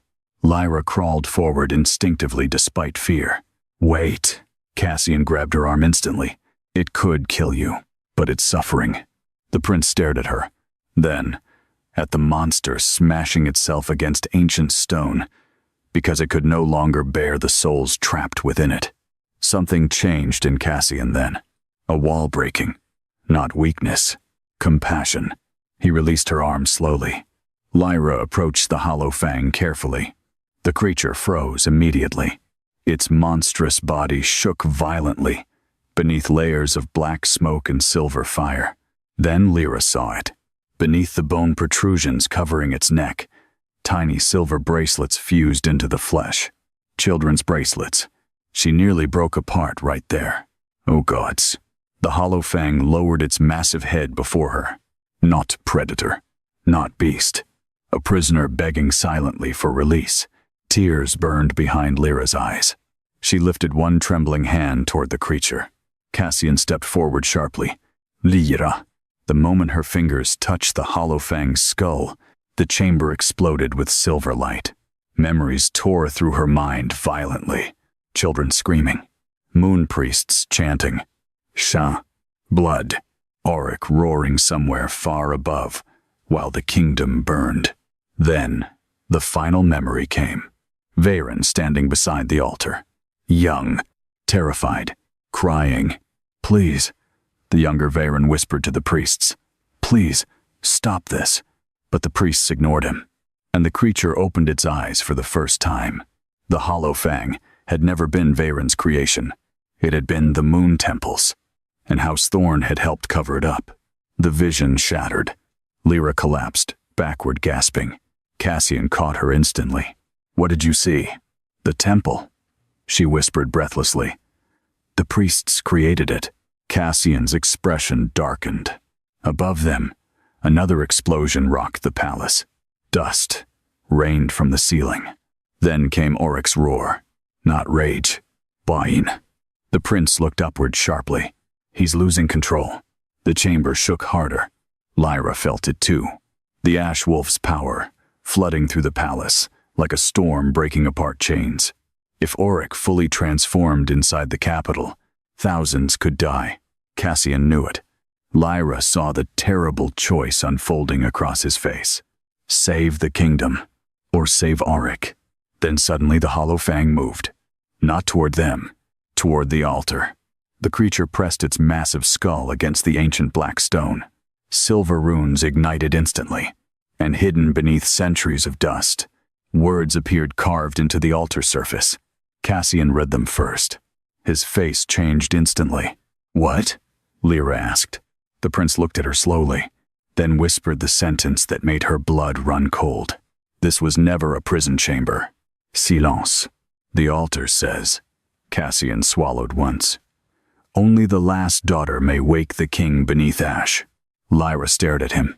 The entire palace trembled again, and somewhere above them, Auric screamed her name. Auric. The roar shook the buried throne chamber hard enough to crack the ceiling above them. Dust exploded downward in thick clouds while ancient silver runes flared violently across the altar. Lyra staggered backward as another pulse of power rolled through the underground ruins. But this time the energy felt different. Unstable. Wild.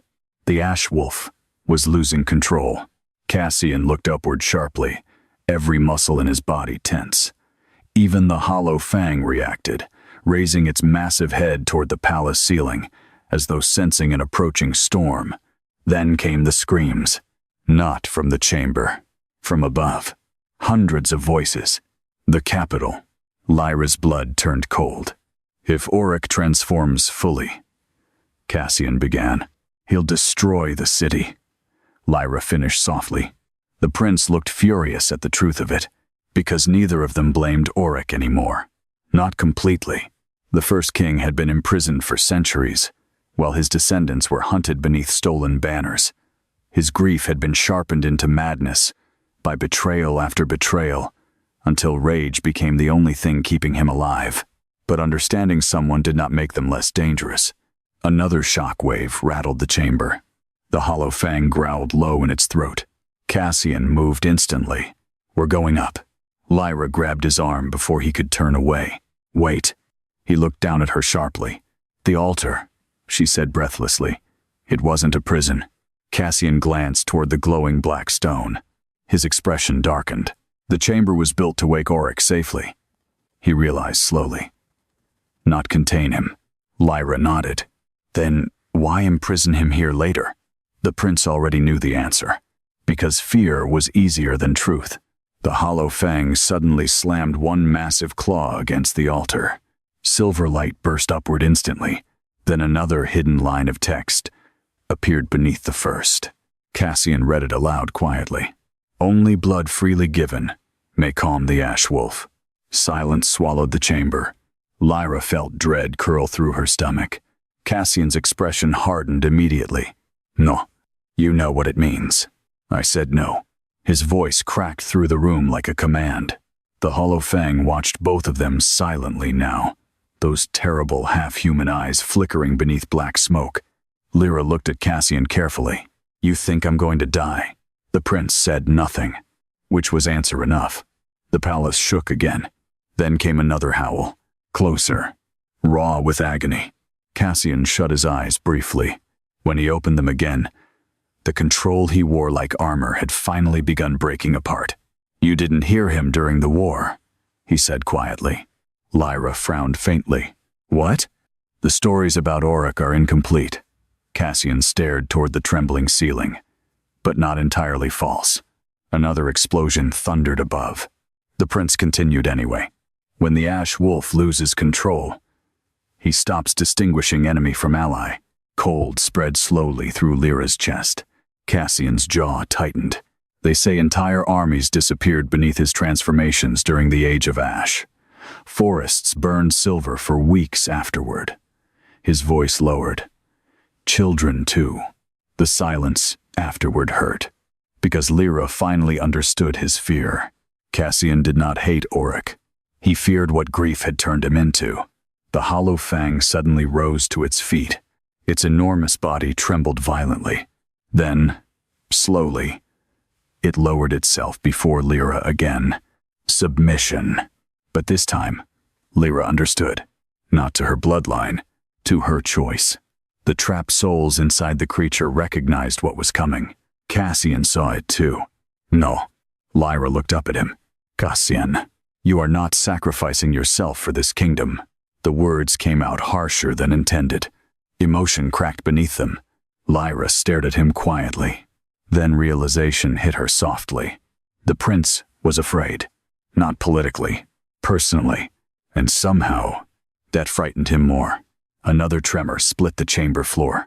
The Hollow Fang growled sharply toward the stairs leading upward. Something enormous had landed above them. Cassian cursed under his breath. We're out of time. He grabbed Lyra's wrist.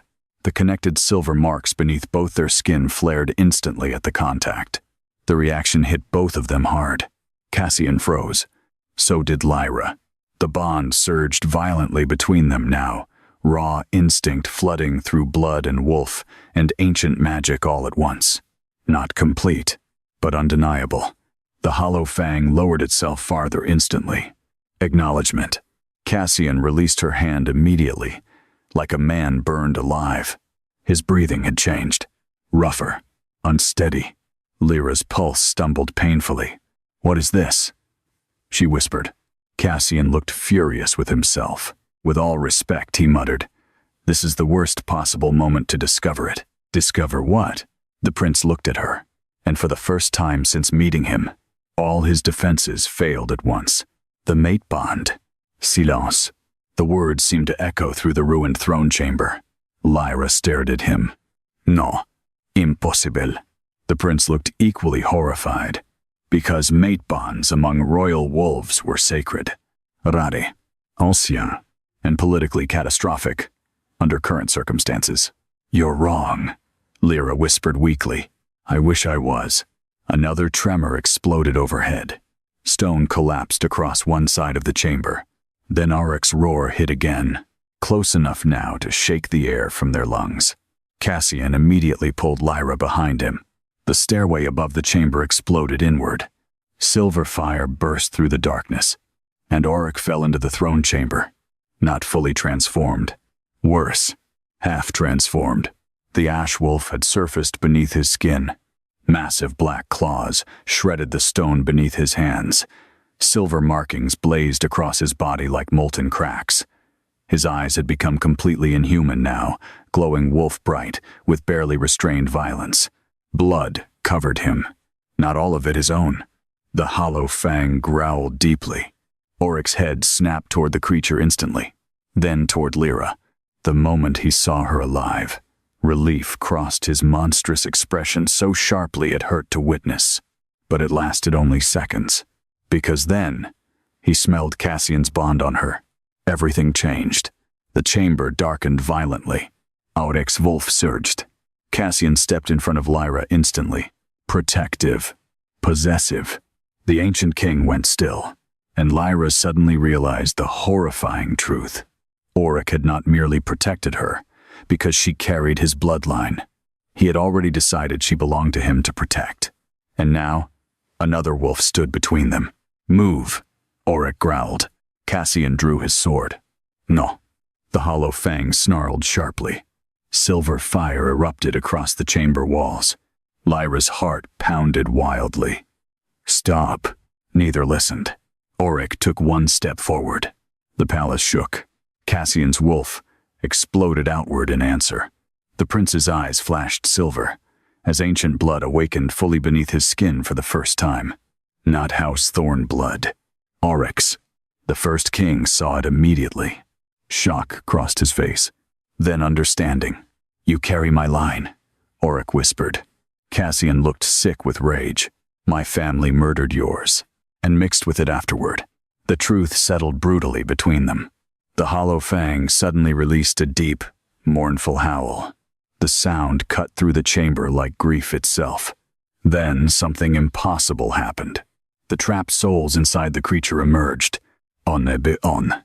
Silver children formed from smoke and moonlight stepped slowly from the hollow fang's monstrous body. Dozens of them, the murdered heirs. The chamber fell silent. Lyra covered her mouth as the ghostly children gathered around the altar. None looked angry, only tired. A small, silver-eyed girl approached Auric slowly. The first king froze completely. "Lena," he whispered. His daughter. The child burned alive during the purge. Tears filled Auric's monstrous eyes instantly. The ghost girl lifted one translucent hand toward his face. "You promised," she whispered softly. The chamber broke apart around those words. Auric collapsed to one knee. The ash wolf's power faltered violently. "You promised no more fire." The first king trembled, not with rage, with grief.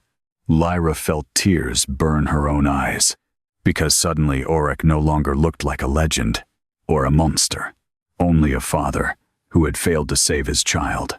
Lena's spirit turned toward Lyra next, then toward Cassian. "The blood remembers," she whispered. The ghostly children slowly surrounded the hollow fang, and for the first time, the creature stopped growling, stopped shaking. The monstrous black smoke surrounding it weakened. The souls were calming it, freeing it. Cassian lowered his sword slowly. Auric bowed his head beneath centuries of grief. Then, above them, the palace bells rang again, but this time not in warning, in panic. A guard's terrified scream echoed faintly through the broken stairway above. The southern nobles breached the palace gates. Cassian looked up sharply. Veyron's civil war had begun, and now, the kingdom would have to choose which bloodline deserved the throne. The palace above them erupted into war. Steel clashed somewhere beyond the shattered stairway. Wolves howled through the storm-dark capital, while noble banners rose against one another beneath silver moonlight. The ancient kingdom that had buried its crimes for 1,000 years was finally splitting open at the seams. Cassian looked upward once, then back toward Lyra, and in that single glance, she saw the impossible choice, tearing him apart. His kingdom, or her. The prince swore softly beneath his breath and sheathed his sword. "Stay here," he ordered. Lyra almost laughed, not because anything was funny, because every powerful man in her life seemed determined to decide her fate for her. "You think I'm hiding underground while the palace burns?" Cassian stepped toward her sharply. "Yes. No." The answer surprised both of them, especially Lyra herself, because she realized suddenly that the frightened servant girl who spent years surviving in silence beneath stone corridors no longer existed in quite the same way. The kingdom had dragged her into its blood-soaked history. Now it would hear her voice too. Cassian's jaw tightened. "You do not understand what's happening above us." "I understand enough," Lyra said quietly. "The nobles are using me as an excuse to tear each other apart." Auric slowly rose to his feet nearby. The ghostly spirit of his daughter had vanished again, but something fundamental inside him had changed. The ash wolf still burned beneath his skin, dangerous, ancient, barely restrained, but the blind fury from earlier had dimmed. Grief remained, but now, grief carried clarity. "The southern houses will try to seize her," Auric said quietly. Cassian nodded once, "and the northern packs will declare for her bloodline." "Civil war," Lyra whispered. "No," Auric corrected softly. "Succession war." The distinction made her stomach twist harder. The hollow fang remained beside the altar now, quieter than before. Silver souls still flickered faintly beneath the creature's monstrous body like trapped stars, slowly finding peace. Cassian looked toward the beast carefully. "Can it fight?" The hollow fang raised its massive head. Auric answered instead. "It will protect the bloodline until death." Lyra glanced at the creature again and felt sorrow cut through her chest. Not long ago this thing had terrified her. Now she saw only suffering twisted into obedience. Another explosion shook the palace overhead. Dust rained down. Cassian turned sharply toward the stairs. "We're out of time." Then footsteps thundered down into the chamber. Guards burst through the ruined entrance, bloodied, terrified, half dragging one another. "Your Highness," one gasped. "The Western Court has fallen." Cassian's expression darkened instantly. "What happened?" "Lord Veyron declared emergency succession rights before the nobles." The guard struggled to breathe. "He claims the first bloodline corrupted the throne and accuses you of treason for harboring her." Lyra felt ice slide down her spine. Cassian's face became deathly calm. "Of course he did." The second guard looked toward Auric and visibly flinched. "The southern houses brought silver execution chains from the Moon Temple. They're preparing for ritual judgment." Auric's eyes flashed dangerously. "Judgment of whom?" The guard swallowed hard. "The girl." Silence. Deadly silence. Then the entire chamber shook violently beneath a pulse of power from Auric. The walls cracked. The guards nearly collapsed. Cassian stepped forward immediately. "Auric." The first king did not look at him.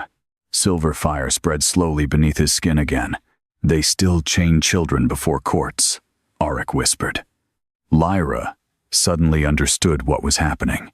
The palace wasn't merely triggering his rage. It was repeating his trauma. Every betrayal, every execution, every stolen child. Over and over. Cassian understood too. And for the first time, genuine pity crossed the prince's face as he looked at Auric. Not fear, not hatred, recognition.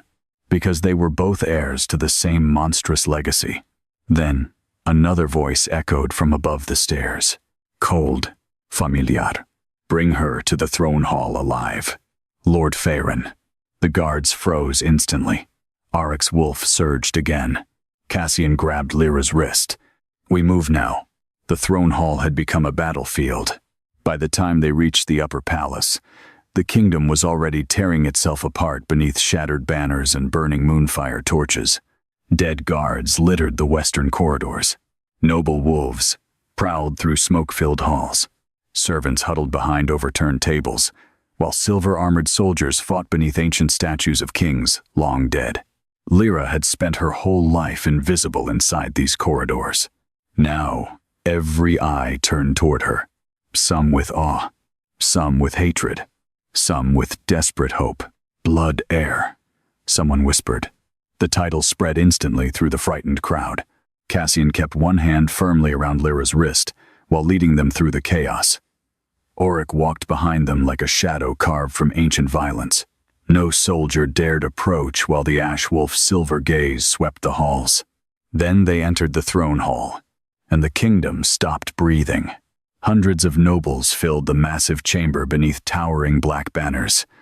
Southern pack leaders stood armed along the marble stairs, while Moon Temple priests formed silver ritual circles around the throne itself. At the center stood Lord Veyron, and beside him, King Odrin. The old king looked barely alive now, pale beneath heavy furs and breathing with visible pain.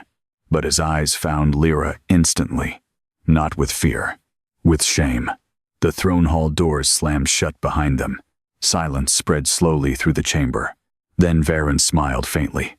"You finally brought her." Cassian stepped in front of Lyra immediately. "She is under my protection." "Your protection?" Veyron's expression sharpened. You stand beside the very bloodline that could destroy your claim. My claim was built on lies. Murmurs exploded through the court. Several southern nobles shouted angrily. Veyron stared at his nephew in disbelief. You would throw away the throne for her? Cassian did not hesitate. Yes. The entire hall erupted. Some nobles screamed treason. Others looked terrified. But Lyra barely heard any of it, because Cassian's hand had tightened around hers. And this time, he did not let go. The mate bond flared violently beneath their skin. Silver light spread across both their wrists for the entire court to see. The chamber went silent again. No one moved. No one breathed. Because ancient wolf law recognized only one thing powerful enough to override royal succession disputes: a true mate bond. Selene staggered backward in horror. No. Veyron's face drained of color. Auric looked stunned, and King Odrin closed his eyes like a man finally watching fate arrive. Cassian slowly lifted their joined hands before the court. Silver markings burned beneath both their skin. Undeniable. Ancien. Royal. She is my mate, the prince said coldly.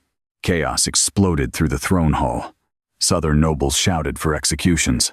Northern alphas dropped to one knee instinctively. Moon Temple priests began screaming prayers against forbidden bloodlines. And through all of it, Lyra stood frozen.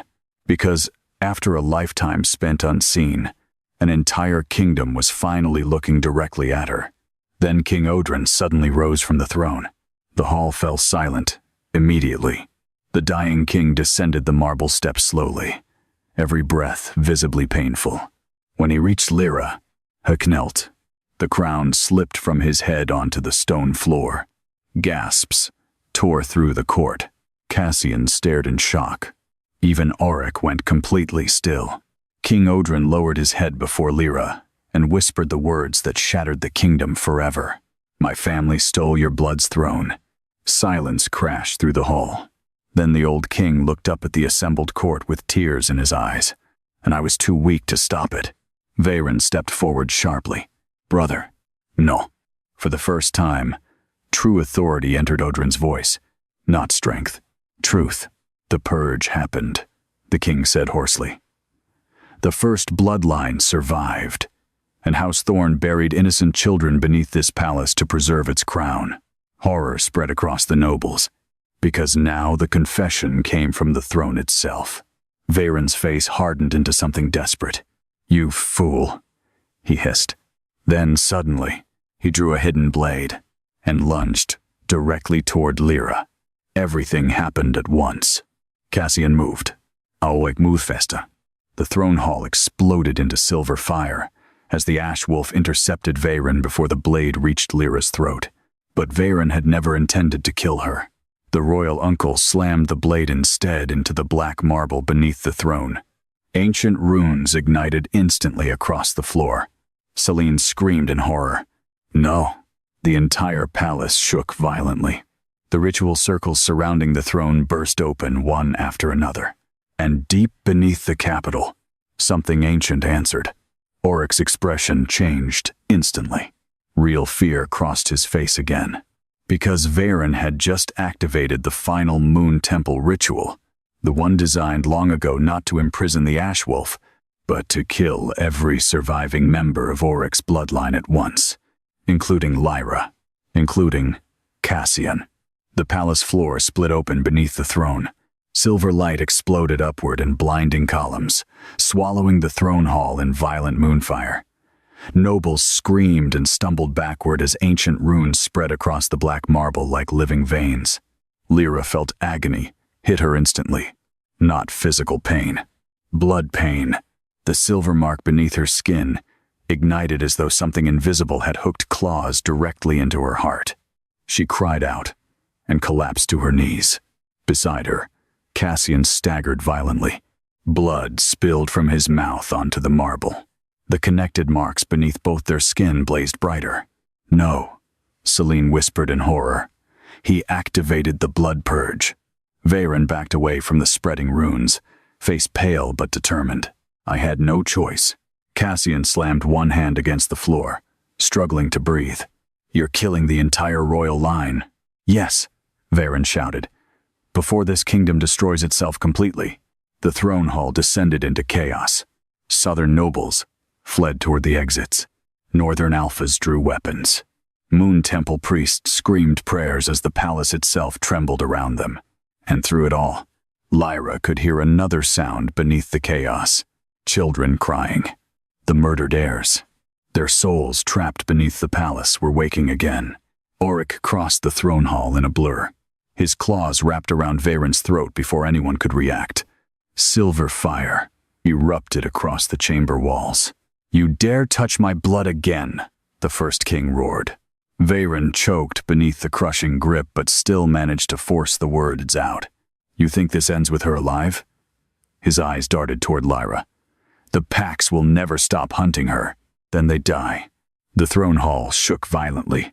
Several nobles collapsed beneath the sheer force of Auric's fury. But Lyra barely saw any of it now. Pain flooded her body in brutal waves. The blood purge ritual was targeting the first bloodline directly. And because Cassian carried Auric's blood too, it was killing him as well. Cassian fell hard to one knee beside her. His breathing sounded ragged now. The silver veins beneath his skin had turned black at the edges. "Lyra's pulse, speak it in terror." "Cassian." He grabbed her wrist tightly despite obvious agony. "Look at me." She did. The prince's silver eyes burned fiercely despite the blood running from his mouth. "You need to leave the palace." "No." "Lyra." I said no. The words came out sharper than she intended. Something fragile crossed his face then. Not weakness. Fear. Not for himself. For her. The mate bond pulsed painfully between them. Lyra suddenly understood the cruel design of the ritual. The Moon Temple had prepared for this possibility centuries ago. If Auric's bloodline ever returned, the purge would exterminate every connected descendant at once, even diluted blood, even hidden heirs, even mates bound by ancient wolf magic. Selene realized it too. "We have to stop the ritual circle beneath the throne," she shouted. "The altar below the palace is feeding it." Auric's head snapped toward her. "The original chamber." Selene nodded shakily. The Moon Temple linked the purge to the buried throne room. As long as the altar stands, the bloodline will continue burning. Cassian forced himself upright, then nearly collapsed again. Lyra caught him instinctively. The contact sent another violent pulse through the mate bond. Auric saw it, and for the first time since awakening, the first king truly looked at Cassian not as rival or usurper, but family. The realization hit him visibly. Another surviving branch.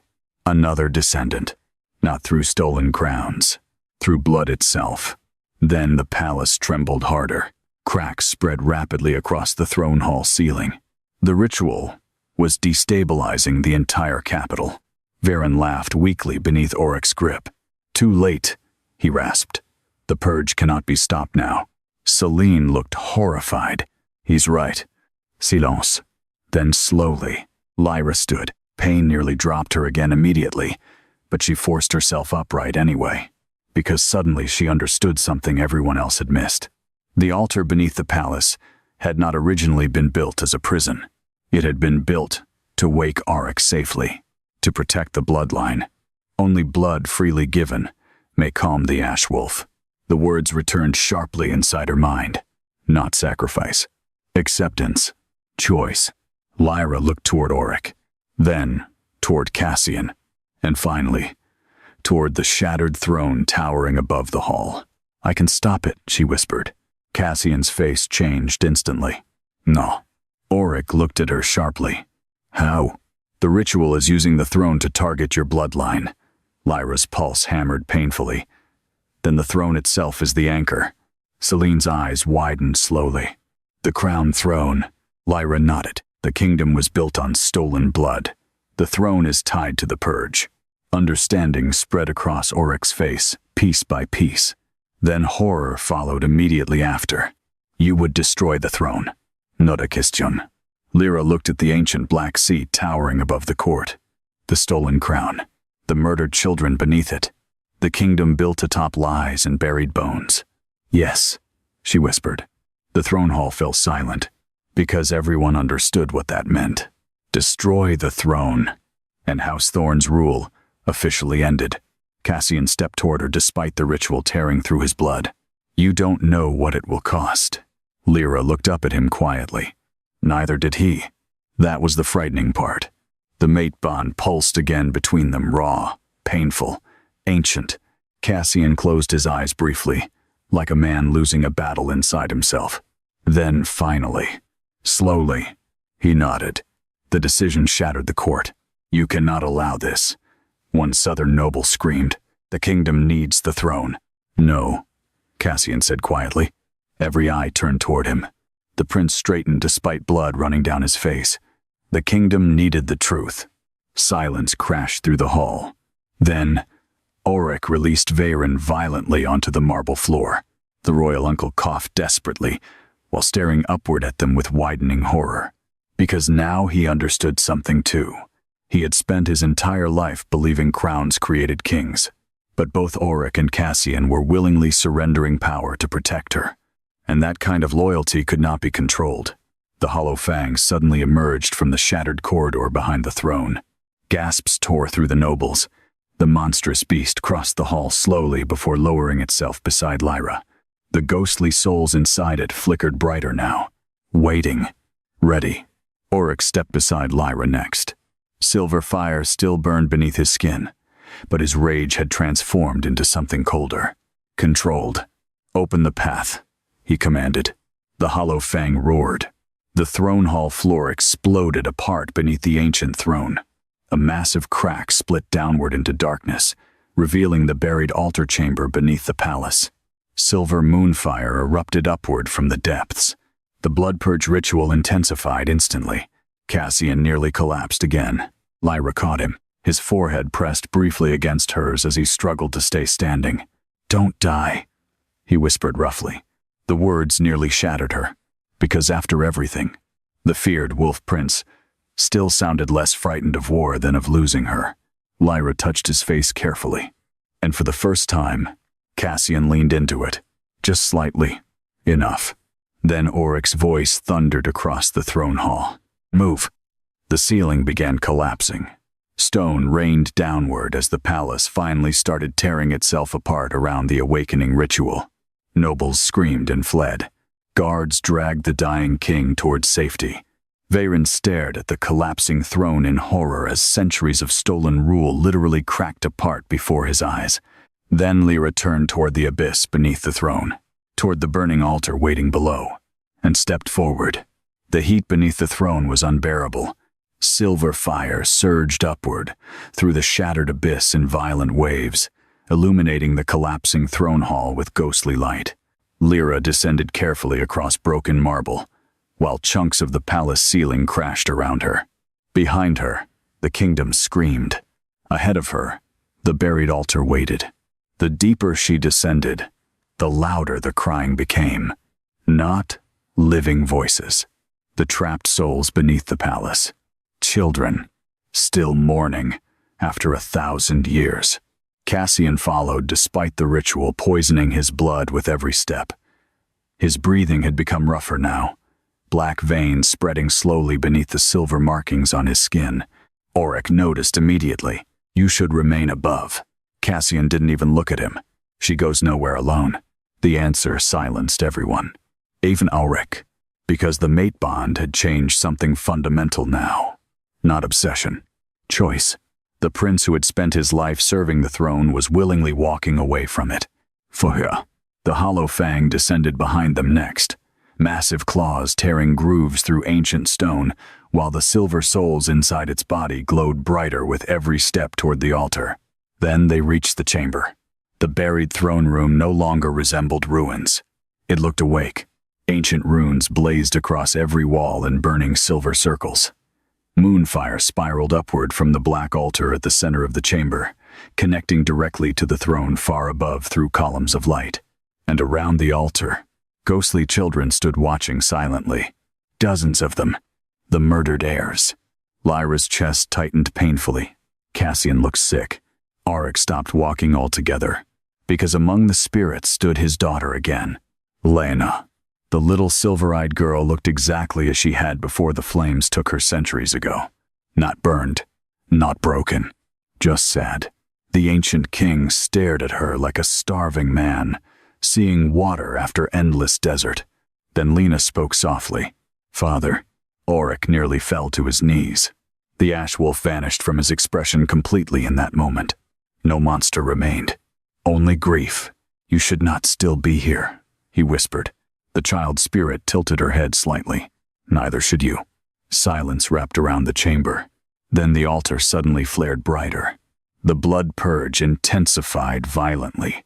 Cassian gasped sharply beside Lyra and nearly collapsed again. The connected mate bond spread the damage between them now.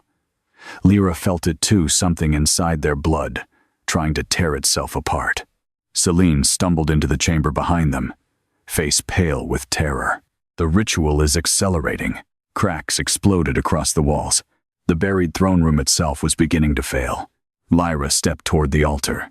Immediately, the ghostly children turned toward her, waiting. The silver mark along her arm burned brighter than ever now, spreading across her shoulder like living moonlight. Auric looked at the altar darkly. "The throne feeds on stolen blood," he said quietly. "Destroying it may stop the purge." His silver eyes shifted toward Lyra. "But it may also destroy every surviving trace of my line." Cassian stepped beside her instantly. "Then we find another way." "There isn't one," Celine whispered. No one argued, because deep down, they all knew it. The kingdom had been built upon a wound so ancient and poisoned that only truth could finally break it apart. Then Veyron appeared at the top of the shattered stairway. Blood stained one side of his face. The elegant royal uncle looked older suddenly, decades older, as though the collapsing palace had stripped away the illusion of control he spent his life wearing. Guards followed behind him uncertainly, not pointing weapons anymore. Watching, waiting. Veyron descended slowly into the chamber, his eyes fixed first on the ghost children, then on the altar, then finally on Auric. For several long moments, nobody spoke. Then Veyron whispered, "I was 7 years old." The chamber went still. Cassian frowned slightly, but Auric already understood. "You were here," the first king said quietly. Veyron nodded once. His face looked carved from regret now. "I watched the temple create the hollow fang." His voice shook faintly. "I heard the children screaming." The ghostly spirits around the altar watched him silently. Cassian stared at his uncle in disbelief. "You helped hide it afterward?" "Yes." "Why?" Veyron laughed once, bitterly. "Because by then the kingdom was already built on it." His gaze drifted toward the throne light above them. "And frightened men protect ugly foundations longer than they should." Silence. Then Lena's spirit spoke softly. "You were afraid." Veyron's face cracked. "Not physically. Emotionally." "Yes," he whispered. The little spirit looked toward Lyra next. "But she isn't." The words settled heavily through the chamber, because everyone knew they were true. Lyra was terrified, but still standing, still walking forward. The hollow fang suddenly approached the altar. Its monstrous body trembled violently while silver souls flickered brighter beneath its cracked flesh. Then slowly, the creature lowered itself fully before Lyra, offering itself. The realization hit Celine first. The beast was never guarding the altar, she whispered. Auric's eyes widened slightly. It was waiting. For her, Lena finished softly. The altar erupted brighter. Silver fire spiraled violently upward now as the blood purge reached its final stage. Cassian cried out sharply and dropped to one knee. Black veins spread farther across his throat. Lyra immediately knelt beside him. His body was burning beneath her hands. "Cassian, finish it," he rasped. "No." His silver eyes lifted toward hers painfully. "If you hesitate now, the ritual kills us all." The mate bond pulsed weakly between them. Lyra felt terror rising inside her chest. Not fear of death, fear of losing him. Because somewhere between the underground seal and the collapsing throne and the wars buried beneath this kingdom, she had fallen in love with him. Not the prince, not the heir, the lonely man who carried responsibility. like chains around his throat. The man who chose truth over power. Cassian lifted one trembling hand to her face. "You gave me something dangerous," he whispered. Lyra swallowed painfully. "What?" "A future I wanted to survive for." The confession nearly broke her. Then suddenly, Auric stepped toward the altar. The entire chamber reacted instantly.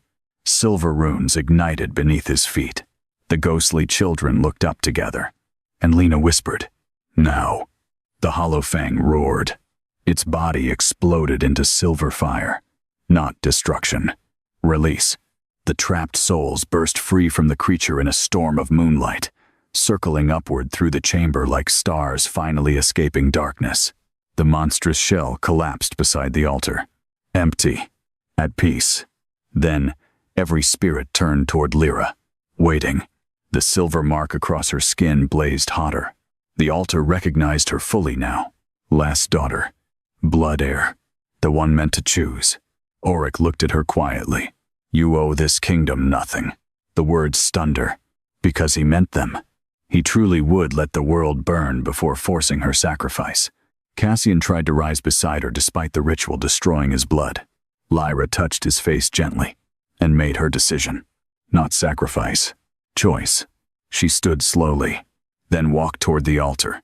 The entire chamber trembled around her. Varen watched with tears silently running down his face.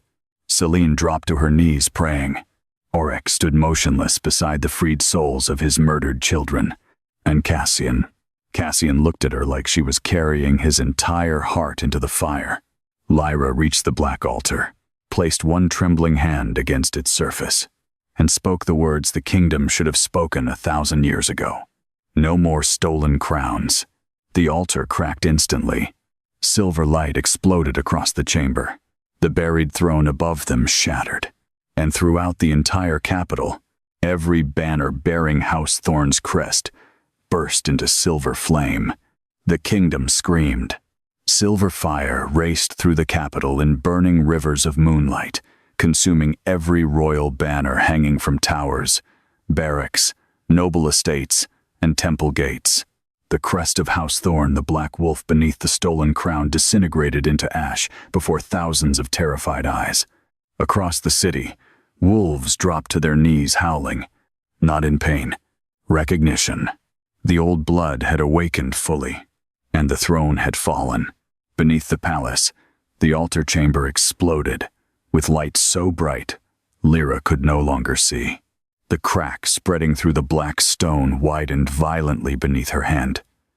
Ancient runes shattered apart one after another, while centuries of buried magic tore through the foundations of the kingdom.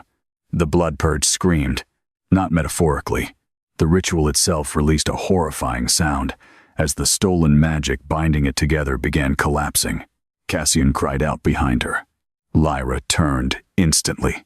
The black veins across his skin were retreating. The mate bond pulsed sharply between them, alive, stabilizing, healing. It worked. The altar was breaking the purge. But then the chamber ceiling split open. A massive section of stone crashed downward directly toward Lyra. Lyra? Cassian lunged first. Auric, Moodfesta. The first king caught the collapsing stone one-handed before it crushed her, silver fire erupting violently across his body from the sheer force. The chamber shook harder. Everything was collapsing now. Selene screamed for everyone to move. Varen dragged injured guards toward the stairway, while chunks of burning marble rained from above. The freed souls of the murdered children spiraled upward, through the falling debris like silver stars escaping darkness at last. And still, Lyra remained frozen beside the altar, because the crack in the black stone had revealed something underneath. Not another chamber. A coffin. Ancient black iron, wrapped in silver chains. Cassian saw it too. His expression darkened immediately. Auric. The first king looked toward the exposed coffin, and all color vanished from his face. No. The word came out almost broken. The chains surrounding the coffin suddenly snapped apart on their own. On. Then the lid slowly opened. Cold air flooded the chamber instantly. Not ordinary cold. Death cold. Inside the coffin lay a woman, perfectly preserved. Long silver hair spread around her body, like moonlight spilling across black silk. Her hands rested peacefully over her chest beneath ancient royal armor, and around her throat, a burned silver crown. Lyra felt Oryx's grief hit the chamber like a storm. The ancient king staggered backward. His daughter Lena appeared beside him silently, and whispered the name softly. Mother. Cassian stared in stunned silence. The queen.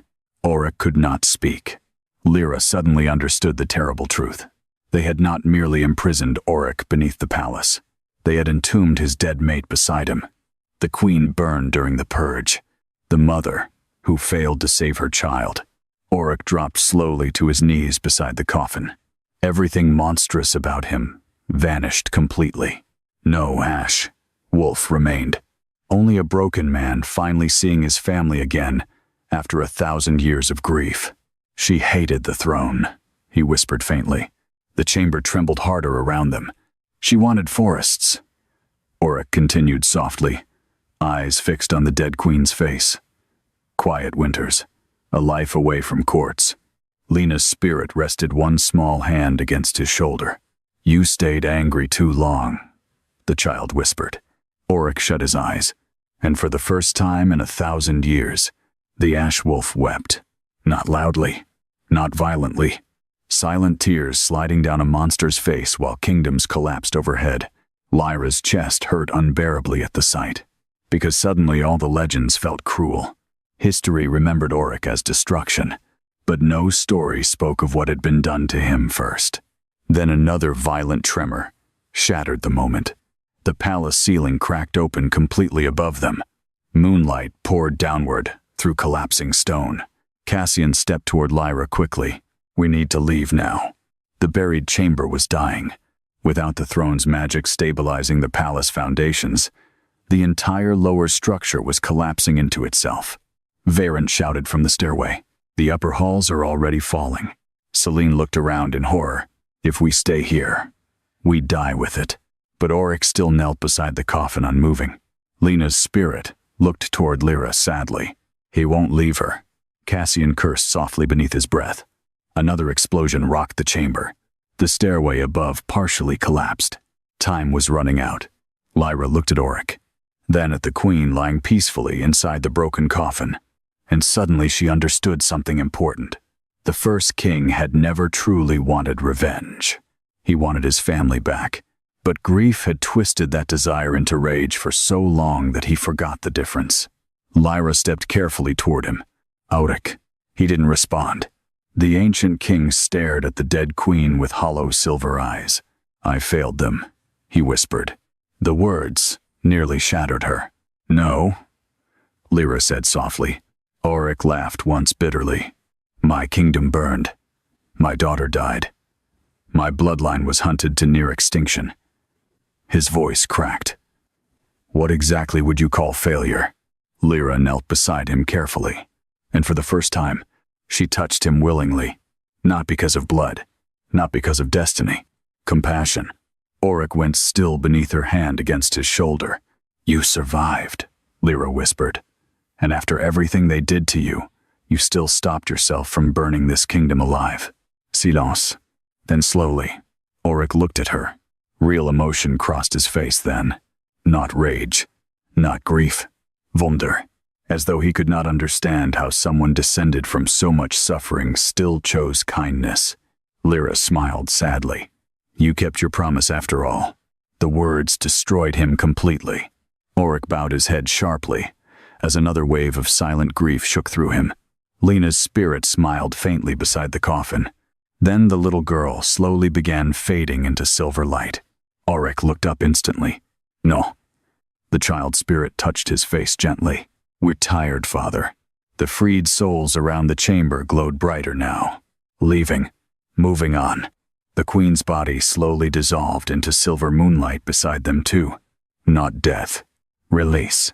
The kingdom had finally spoken the truth aloud, and the dead were no longer chained to its lies.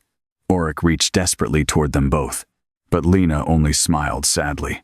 Then she and her mother vanished together into silver stars, disappearing upward through the broken ceiling. The chamber fell silent. Auric remained kneeling alone beside the empty coffin. Then Cassian stepped forward quietly and held out one hand. The first king stared at it. 1,000 years of blood and betrayal stood between them.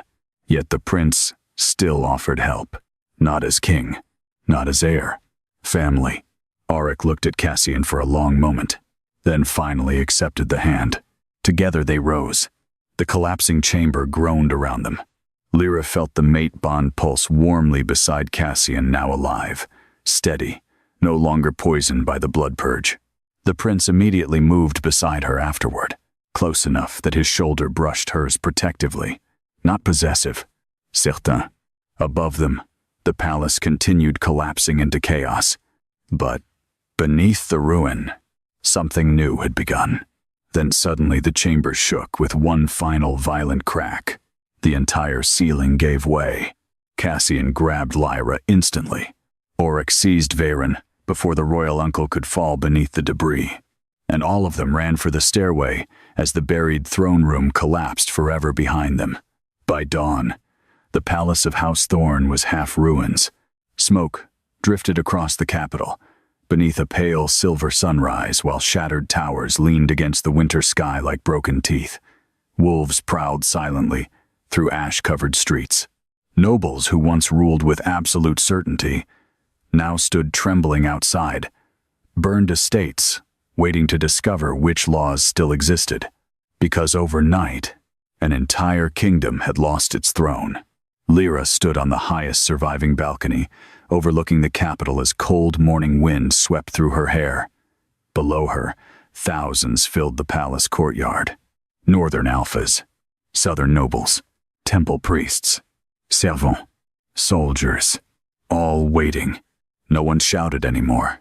The chaos from the night before had burned itself into stunned silence. The silver fire consuming the royal banners had finally died with sunrise, leaving only ash drifting through the snow like ghost remnants of the old kingdom. Behind Lyra, footsteps approached quietly. Cassian. She knew his presence instantly now. Not because of the mate bond, because her body had already begun learning the shape of peace around him. The prince stopped beside her, overlooking the ruined city below. Dark bruises remained beneath his eyes from the broken blood purge ritual, but the black corruption had vanished completely from his skin. Without the throne hall armor, without the cold command voice, he looked strangely younger in the weak winter light, more human. For several moments neither spoke. Then Cassian quietly asked, "Are you afraid?" Lyra smiled faintly without looking at him. "Yes." "Good." That surprised a laugh out of her. Small, tired, real. Cassian glanced sideways at her. "The people below fear you less if you fear this too." Lyra finally looked toward the courtyard again, thousands of eyes waiting beneath shattered walls. A servant girl who had spent 22 years invisible was now expected to stand before an entire kingdom. The thought still felt absurd. "I don't know how to be what they want." Cassian's expression softened slightly. "You already are." She frowned faintly.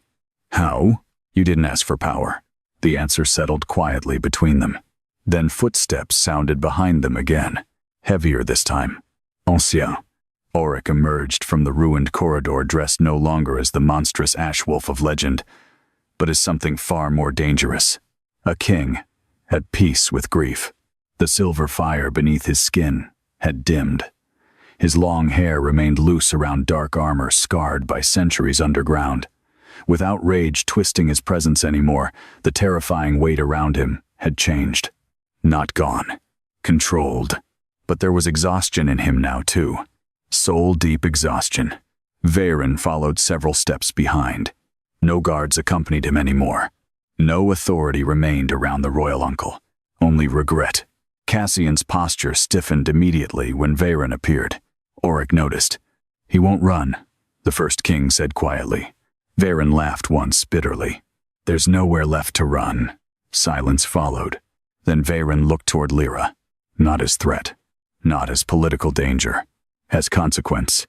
"The council gathered in the lower court," he said softly. "They're waiting for a ruling." Cassian's jaw hardened. On what? Veyron's gaze drifted toward the ruined throne tower. On who rules now? The question settled heavily across the balcony. Because, technically, no throne existed anymore. Lyra felt panic stir immediately inside her chest. I can't. All three men looked toward her. I don't know court law. I don't know politics. I spent my life scrubbing blood from palace floors. And yet you're still the only person in this kingdom who chose mercy when given power, Oryx said quietly. The words silenced her. Cassian looked toward the courtyard below. The nobles expect war, he admitted.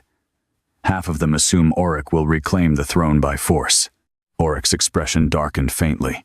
I buried everyone I ever loved beneath this kingdom. His voice lowered. Why would I chain myself to ruling it? Lyra looked at him carefully. Then what do you want? The ancient king answered immediately. An end, not death. Peace. After 1,000 years of rage, Oryx no longer wanted crowns. He wanted rest. Veyron stepped closer slowly. The realm still requires leadership, he said quietly. Without it, the southern territories will fracture by spring. Cassian crossed his arms tightly. And if I claim the throne now, every noble house will accuse me of using Lyra's bloodline to secure power. They'll accuse you regardless, Veyron muttered. Unfortunately, that was also true. The mate bond changed everything. A prince descended from the usurper kings bonded to the last daughter of the original royal bloodline. No noble in the kingdom would see it as coincidence. Lyra suddenly felt exhausted. All her life she had dreamed only of surviving another winter quietly. Now the fate of an entire realm waited below her balcony. Then Oryx spoke again. The throne was always the problem. The others turned toward him. The first king walked slowly toward the ruined edge of the balcony, overlooking the capital. When the wolf clans first united, he said quietly, we did not kneel to crowns. We followed strength, loyalty, trust. His silver eyes drifted across the gathering below. The throne turned rulers into gods. Gods become monsters eventually. Cassian studied him carefully. You want to dissolve the monarchy. Oryx's mouth curved faintly. I want to stop burying children beneath palaces. Silence. Then slowly, Cassian nodded. Not agreement yet. Understanding. Veyron looked horrified. The noble houses will never accept that. They may not have a choice anymore, Oryx replied calmly, because the truth had spread overnight. The hidden crypts, the murdered heirs, the blood purge. The kingdom's foundations had cracked too deeply to repair with another crowned lie. Then horns sounded below. The gathered court had noticed them standing above. Thousands of faces turned upward instantly. Lyra's pulse quickened. Cassian stepped beside her automatically, close enough that she felt warmth through the cold wind. You don't stand alone anymore, he said quietly. The words nearly broke her, because, for most of her life, she always had. Oryx moved toward the balcony edge first. The courtyard below fell immediately silent. Even now, even after everything, the ancient king carried terrifying authority. The Ash Wolf looked down upon the gathered nobles and soldiers, and spoke calmly. No throne will rise above this kingdom again. Shock rippled through the crowd below. Several nobles shouted protests immediately. Oryx ignored them. The bloodlines that fought over crowns buried this realm beneath generations of lies. His silver gaze sharpened. No more. Murmurs spread rapidly through the courtyard. Cassian stepped forward next. The future king, who had willingly surrendered his own throne. If the realm survives, he said coldly, it survives together. Northern pacts, southern territories, temple lands, servants included. That caused even greater uproar. Servants included. For the first time in kingdom history. Veyron closed his eyes briefly, as though realizing the old world truly had ended. Then suddenly, someone knelt. An old northern alpha near the front of the crowd lowered himself slowly onto one knee, not toward Oryx, toward Lyra. One by one, others followed. Warriors, servants, wolves. The movement spread outward through the shattered courtyard in waves, until hundreds knelt beneath the winter sky. Not because she demanded it, because she never had. Lyra stared at them in stunned silence. The same kingdom that once treated her like living bad luck, now bowed before her. And somehow, that hurt more than satisfaction ever could. Cassian noticed the tears gathering in her eyes. "What is it?" Lyra swallowed painfully. "I don't want them kneeling." The prince looked at her quietly. Then, slowly, "Hey, knelt, too." The entire courtyard gasped. Cassian lifted his head toward her, silver eyes steady beneath the pale winter light. "Then let them stand beside you instead." The words shattered whatever remained of her fear, because suddenly she understood. This wasn't about becoming queen. It was about ending the kind of kingdom that created monsters from grief and buried children beneath thrones. Lyra stepped forward slowly, then looked down at the kneeling crowd. "Stand," she said softly. No alpha command existed in her voice. No royal authority. Yet, thousands obeyed instantly. The people rose together beneath the burning sunrise. Equal. Auric watched silently beside her, and for the first time in 1,000 years, the ancient king smiled without grief. Then snow began falling softly across the ruined capital. Gentle, quiet, peaceful. Cassian rose beside Lyra again. His hand brushed against hers. This time she intertwined their fingers willingly. The mate bond pulsed warmly between them beneath the falling snow. No throne, no crown, just choice. And somewhere high above the kingdom, hidden among silver clouds and winter light, the freed souls of the lost children finally disappeared into peace.